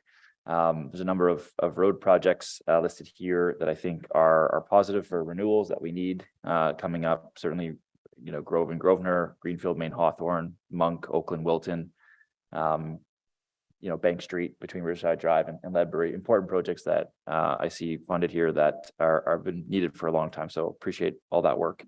I will just go through a few questions I have. On the Bank Street Canal Bridge, just want to thank staff as well for that work. It's been a tremendous success, that work that's been done. We've seen no congestion issues, a lot of uptake of that project, and fantastic feedback. So appreciate that work. It does say it's completed in 2025 in the budget. I think we're set for completion in 2023 with a repaving of the bridge, and we're all set there. So just to be clear, I think just to confirm, we're all set for 2023, and that project will be cleared out by that date, I believe. Through the chair, I believe you are correct, Councillor, but I need to go back to my staff and confirm why we have a different year. But you are right, we are basically done. Okay, thank you so much for that. And again, really appreciate your work on that project. On the Bank Street feasibility study, appreciate that being included in the budget as well. In the original motion that Council passed, this was to be included in the 2023 work program. That was part of the motion to direct staff included there. So I know there's a number of projects for feasibility studies this term that have been included in the budget. This is just one of the many, but just want to confirm this is something that we'd see completed in 2023 or soon thereafter. We're getting the funding this year to start it, and it is in our work program. It's a difficult file, Councillor, so I don't know if we'll be finished by the end of the year. Okay, no, I appreciate that clarity, and again, thank you for that inclusion. Last term of council, we did identify a number of intersections that were considered that needed upgrade with regard to active transportation and safety that comes along with that. Council had passed a motion last term to see these addressed, starting with the 2023 budget, if possible. So just wondering where we've landed with that motion and that plan on those unsafe intersections that were identified previously. Through you, Chair. So that work's ongoing. The focus over the last few years is to do detailed design on a number of locations, and then ask when opportunities arise from the federal or the provincial governments to fund those. If we get the funding, we move forward with it. If we don't, then it's funded through the Road Safety Action Plan. We are bringing our annual report to next committee meeting, which will identify more information in terms of what the plan is for 2023 in that plan. Okay, thanks so much. And I anticipate there'll be some of those intersections addressed. We've been kind of doing them slowly but surely, I guess, year after year. I anticipate there'll be some new intersections identified or old intersections identified for renewal through the RSAP. I anticipate more are coming in terms of funding projects to change some of those intersections, or are we kind of steady state or with where we've been? Well, in the report, we'll talk in terms of opportunities for future funding. Like I mentioned, the funding for the RSAP is fixed. It's not specific on one area. It's got to look at the whole city and with the goal of reducing and eliminating fatal collisions. And so we need to look at it from a broad perspective, but there is funding in there for cycling enhancements because we do see, especially those high volume intersections, some issues. So we want to address those through those plans. Okay. And this is obviously a citywide item. These intersections exist in many of the wards across the city, suburban, urban communities, and just appreciate the work there to get those safe and sound for folks in the future. On the automated speed enforcement, I know it's a bit different here, Chair, in terms of the order of the agenda, but I know it was raised earlier, so I'll be quick. Some of those were reliant on the Hydro Ottawa confirmation for their feasibility. So do we know when we might get confirmation from Hydro Ottawa about those installs in terms of timing? Thank you for the question. We are working actively with Ottawa Hydro on those. We did have meetings as late as I think Tuesday. So we're still waiting on some more information from them. If those locations are not feasible, then we will take the next high priority locations. Okay. Thank you for that. That's very helpful. On resurfacing, so the number of roads resurfacing, several councillors have raised it here. When that resurfacing occurs, are speed adjustments that may have been made taken into consideration for any modifications that maybe need to be made to the road when that resurfacing happens? Things like traffic calming, bulb outs, speed humps, raised crosswalks, that sort of thing on the resurface. I'll take that one. Yes, that's looked at, but it depends on the budget for the resurfacing. So bulb outs may be included if it fits within. And so we do look at how to calm the street through all programs. That's the lens that we put on. And the 30K policy that we have, that's implemented as well. So we look at a variety of things to make things better than just putting back what was there. No, I appreciate that, Chair. And I think just economies of scale, we were talking about that earlier, just when we were resurfacing, obviously best to get that done with the one contract rather than a return several times. So appreciate that very much. Bronson is scheduled for renewal in 2026. I know this project was dependent on LRT stage 2 getting up and operational because of the R2 buses that were running on Bronson. The 2026 timeline is, I think, newer. I think we were hoping for earlier than that for the scheduled renewal. There is money in the budget for the consultation on Bronson. That was in last year's budget. Do we know the timeline for when that consultation will occur? I know it's kind of a minutia question here, and I understand if staff don't have it, but email would be fine. I know staff have been discussing with our office, but would really appreciate some more clarity on when the design consultations will occur, if that's happening this year or when. Okay, Elizabeth Murphy will respond to. Thanks so much.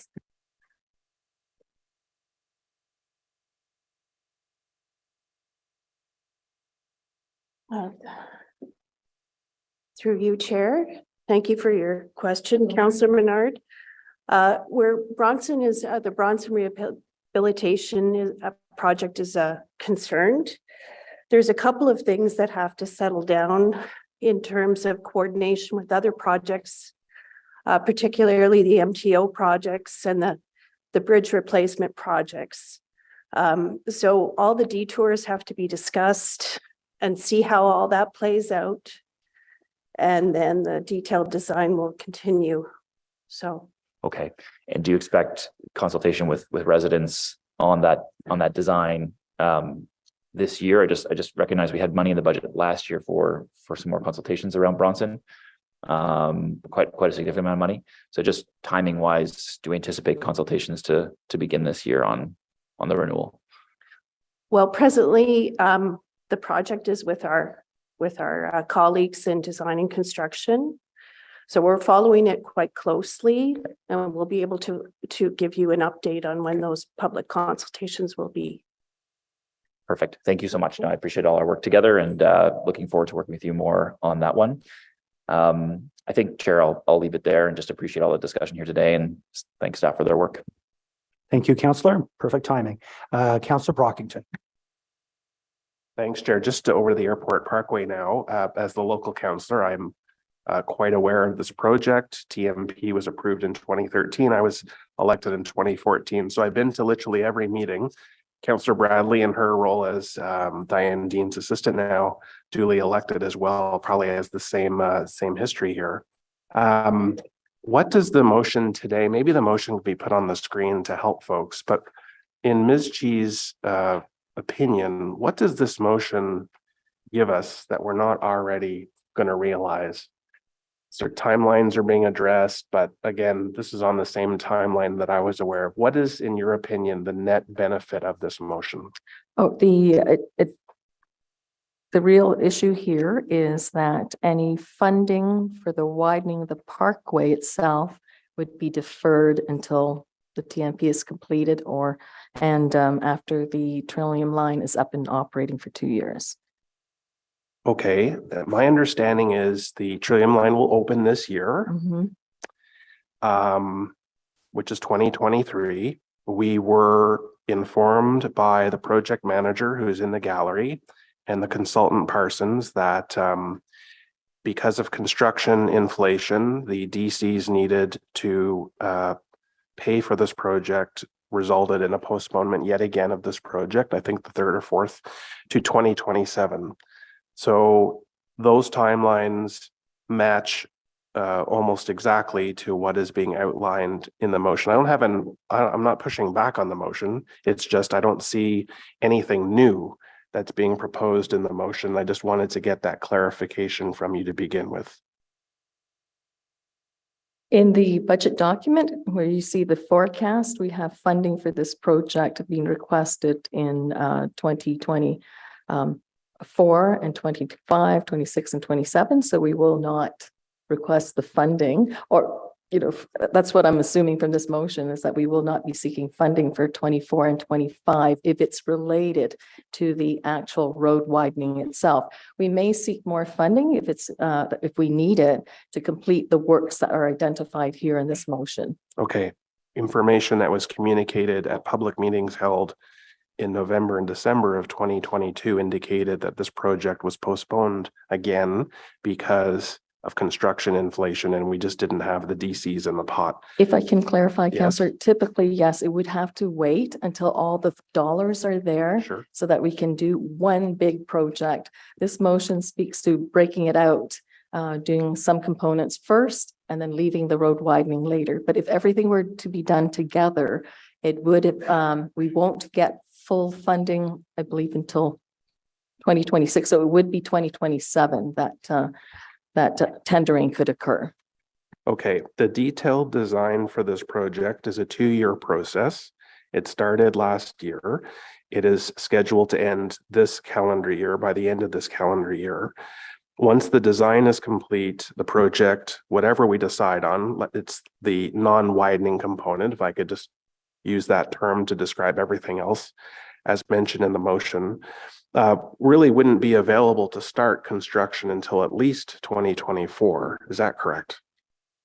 Yes, and or even 2025, because now we have to look at how to extract these elements from the larger project. So there will be so 2023 is the design. You have to have the big picture, get that done, then plan for carving off of things. So there may be some works done in 2024, possibly some implementation could happen in 2024, but let's give us some, flexibility here and say 2025. So why does the budget for this calendar year have $21 million if 90% of that is construction? We're not going to get to that this calendar year. You just said it could be an extra year before we get to there. So is it just there just in case for accounting purposes? But can you just confirm for this committee and myself, speaking to my residents who will be calling as soon as the media report this, that we are not going to be starting any construction project related to the Airport Parkway for at least a year? That's correct, because the design is still taking place this year, but because it's such a big project and we don't fund the full project all in 1 year, we are incrementally filling the bank account. Okay, And that's why there's some funding this year to start that. even though nothing will be constructed this year, which you've just confirmed. That's right. Okay. One component in the first therefore clause talks about traffic mitigation on Walkley from the off-ramp to McCarthy, something that I support. In fact, I support all of these elements. The issue I have, Chair, is I don't want the community to get the wrong impression if council endorses this, as if we are supportive of the plan that's in place right now. And I raise that because as part of the EA process, the plan for Walkley Road, which didn't have a lot of funding, a lot of arm twisting just to get this into this project, bundle it in, was the plan for Walkley was, quote, signage and paint. We were going to do a very inexpensive program for Walkley Road. If it was a failure after a couple of years, the commitment was the road would be returned to its original state. No one gets hurt. As of the meetings in late 2022, staff and the consultant proposed a much different approach for Walkley, which includes physical design elements that are very expensive and could not easily go back to the original state should there be the catastrophic outcomes that some people in the community are concerned about. All this to say, Chair, I would like a commitment from staff, and perhaps this motion between now and March 1st just needs to be a little fine-tuned, that there are some serious concerns in the community that remain with respect to the redesign of Walkley Road. I believe we still have some mileage to cover before we can get the community and staff and myself on the same page. I do believe we're heading in the right direction, but I need that commitment. I can't have council pass this on March 1st and just said, sorry, folks, you got to take whatever comes out of the final design. That there is a 2-year process being undertaken. It's going to take the end of this calendar year. And I still think we've got a number of components to address. So if you could comment on that, Ms. Chi, I would appreciate that, please. And perfect timing, Councillor. Just so you know, design is still ongoing. Yep. There'll be continual community input, so it's still not finalized. And maybe Ms. Chi can support my points on that. That's correct. And Councillor, we had discussed this as well, that community input is certainly important, and maybe it has to be demonstrated to the community why the design is good or not good, you know, or taking in their feedback. And I believe the design team is doing that, is meeting with your community to work out the solution.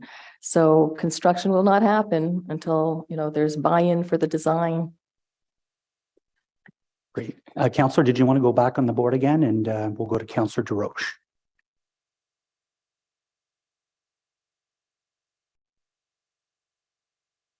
Oh, thanks, Chair. Yeah, I'm not sure about the line of questioning there. I think if I read the motion, I think the intent is to delay the project, particularly the upgrades to the airport parkway that have been in the plans for a long time. And I think to delay puts it at risk.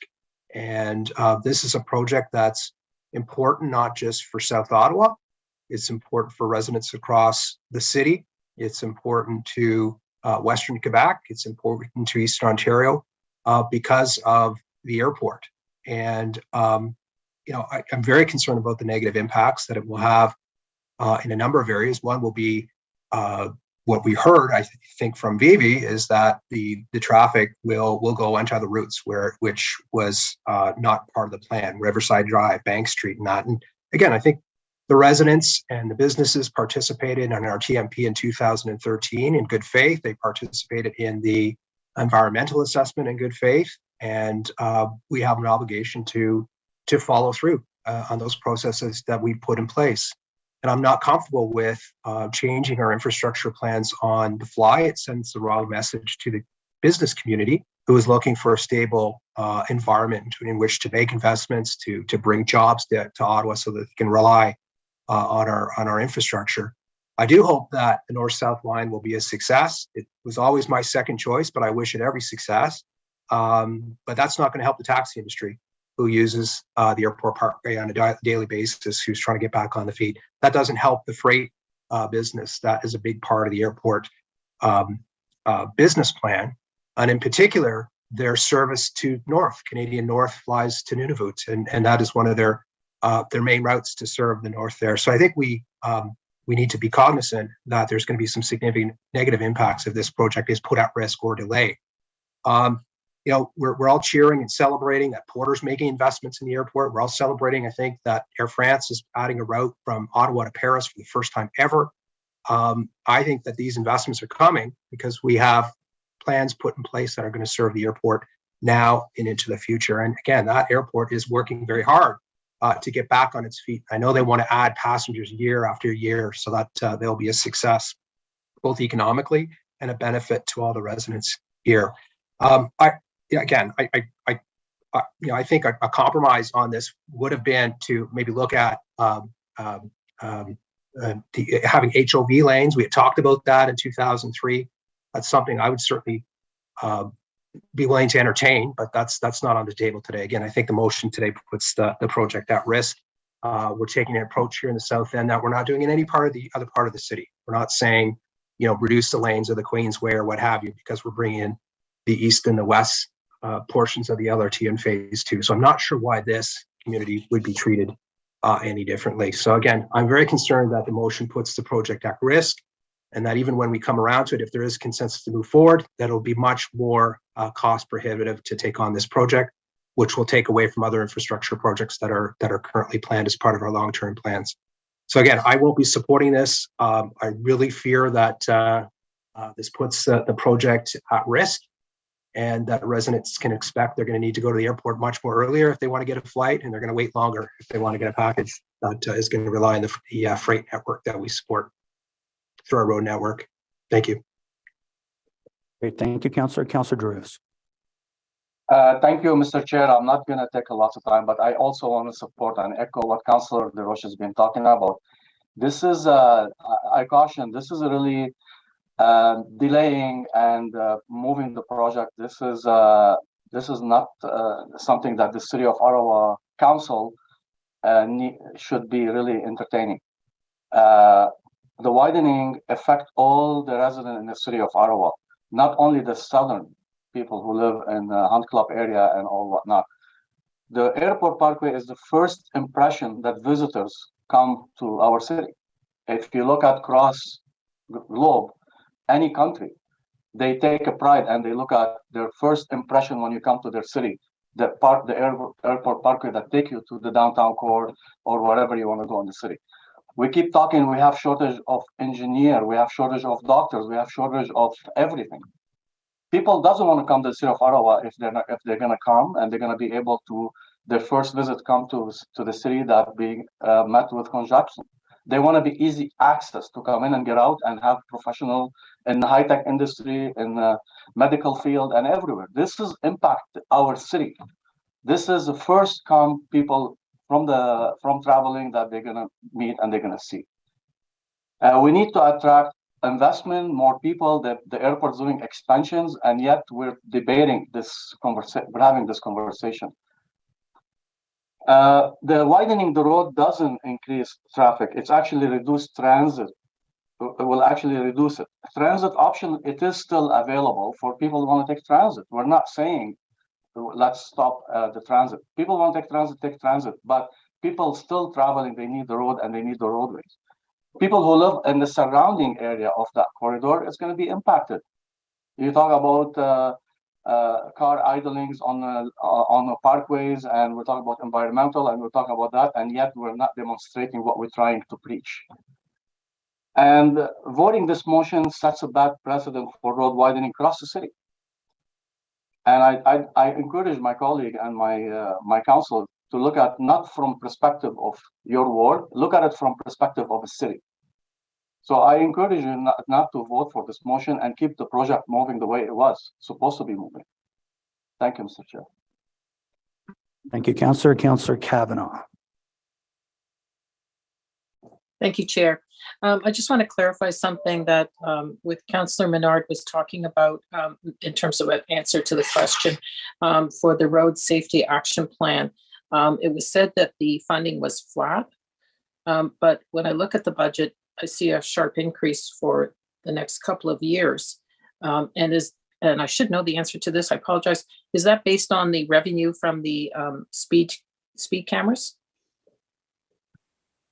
Thank you for the question, Chair, through you. Yes, the revenue from the automated speed enforcement cameras is used to directly fund the road safety action plan initiatives. Okay, so these are estimates based on that income. Yes, it is. Okay, well, I like to see people obey the speed limits, so that's kind of sad, but I appreciate the answer. Thank you. Great. Thank you, Councillor. I'm looking around. I don't see any hands up. Yep. Councillor Brockington. I just, thank you, Chair. I think there's been a good discussion on this matter. And I just wanted to say that I do not believe that this current motion puts the project that is the widening of the airport parkway at risk. The TMP, the most recent TMP identified this as a priority that will remain until the next TMP is released. And I assume that will still be in the TMP. The construction, the widening of the airport parkway as of today, whether this motion passes or not, is slated to start in 2027. So if this motion passes, it does not delay the widening of the airport parkway at all. So I just want to confirm again that this motion does not impact the widening of the airport parkway. In fact, it says some good stuff. We want to see the results of the Trillium line, which was something that the community asked for all along. This project, had we had the DCs, was supposed to be widened before the Trillium line opened. And people were like, no, you got to do Trillium line before the road is widened. So I just wanted to clarify to counter previous comment that this does not impact or put the project at risk. I have issues with some of the wording of the motion, which I'll work on, Chair, but I just wanted to say that for those who are concerned, and I'm not pushing this project to come off. I still believe that given the arguments of the growth in the south end and how few north-south arterial roads exist in the city to shuttle high volumes of traffic, that there will be a demand for this widening in the future. I do believe that. But today we're talking about trying to advance some of the low-hanging fruit before the widening is done. Thanks, Chair. Thank you, Councillor. Councillor Bradley. Thank you, Chair. I wanted to thank the mover of the motion, Vice Chair Kitts and Chair Tierney and the Mayor's Office for working with a number of us on this motion. I don't think the intent, I won't speak for the mover, but it wasn't to delay or completely eliminate this project, but to allow for a phased implementation so that we could start to advance on some of the elements of the project that many of us are looking forward to seeing, including the off-ramp at Walkley, the multi-use pathway on the west side of the parkway, and other elements that are identified in the motion. So I'm pleased to see this today. And, I, as Councillor Brockington mentioned, participated in the consultation throughout, starting in 2013 when we started the environmental assessment. And I can say that even at that time, and which was reconfirmed with recent consultations, the community was concerned about us advancing this project before we had allowed for our Trillium line to fully come into play. And so I think that this motion gives us that flexibility. It doesn't take it off the books, and it allows us to advance some really positive elements. So I just want to thank you again for working with all of us involved. Great. Thank you very much, Councillor. Seeing no further hands up, I'm just going to make a couple of quick points. I want to thank our wonderful transportation staff. They're working so hard out there. What is it, 14 snow events, then it's removal, then it's potholes and back. And I know we're already in a lot of talks preparing for pothole season again. We have 2 seasons in this city. So I just want to say a big thank you to our transportation staff. You do a wonderful job. So on that, we'll go to Vice Chair Kitts' motion. We'll have a recorded vote on that, and then we'll go to the roadmap motion.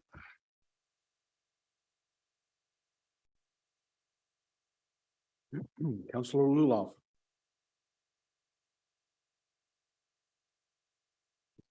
Sorry, Chair. Yes, here I am. No. Councillor Dudas. No. Councillor Gower. Yes. Councillor Johnson. Yes.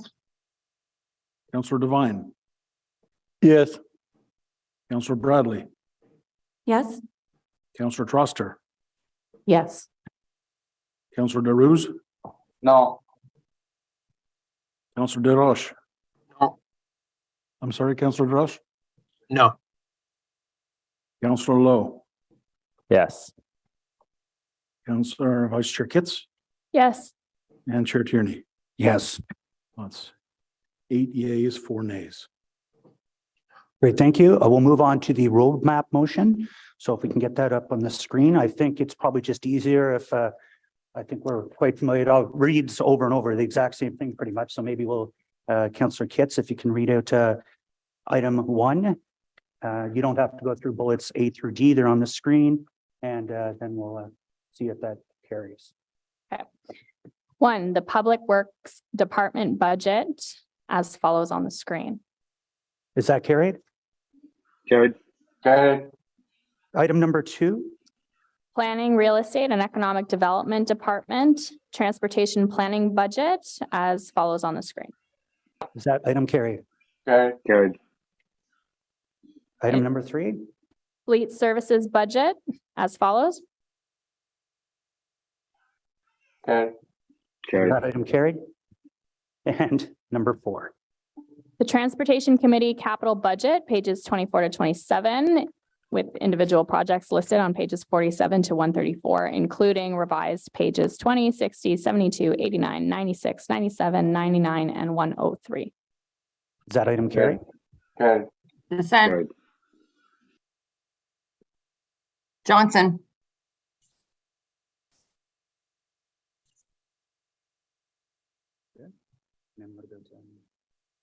I don't have to mention that. Do I? Great. So we have no in-camera items today. So thank you very much, folks.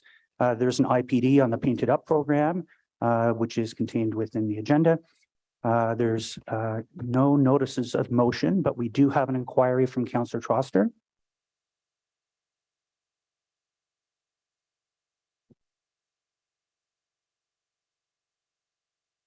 This is an inquiry to staff. Thanks so much. So the Somerset Ward Office, we've been trying to get a specific section of road cleared since the beginning of January. And we know that we've received snow volumes that are far above average in the weeks since then. We put in multiple service requests and then closed when the road remained demonstrably not cleared. So eventually this issue was tracked to the fact that the snow clearing for the majority of this road is privately contracted out. So I'm wondering if staff could please clarify what percentage of our snow clearing is privately contracted out?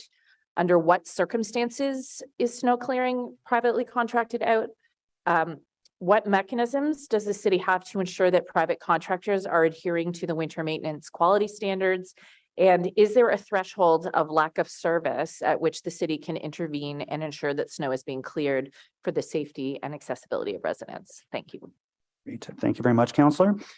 We have no other business. We'll be adjourned. Our next meeting will take place Thursday, the 23rd of March, 2023. Thank you very much, everybody. Thank you. Thank you. Congratulations.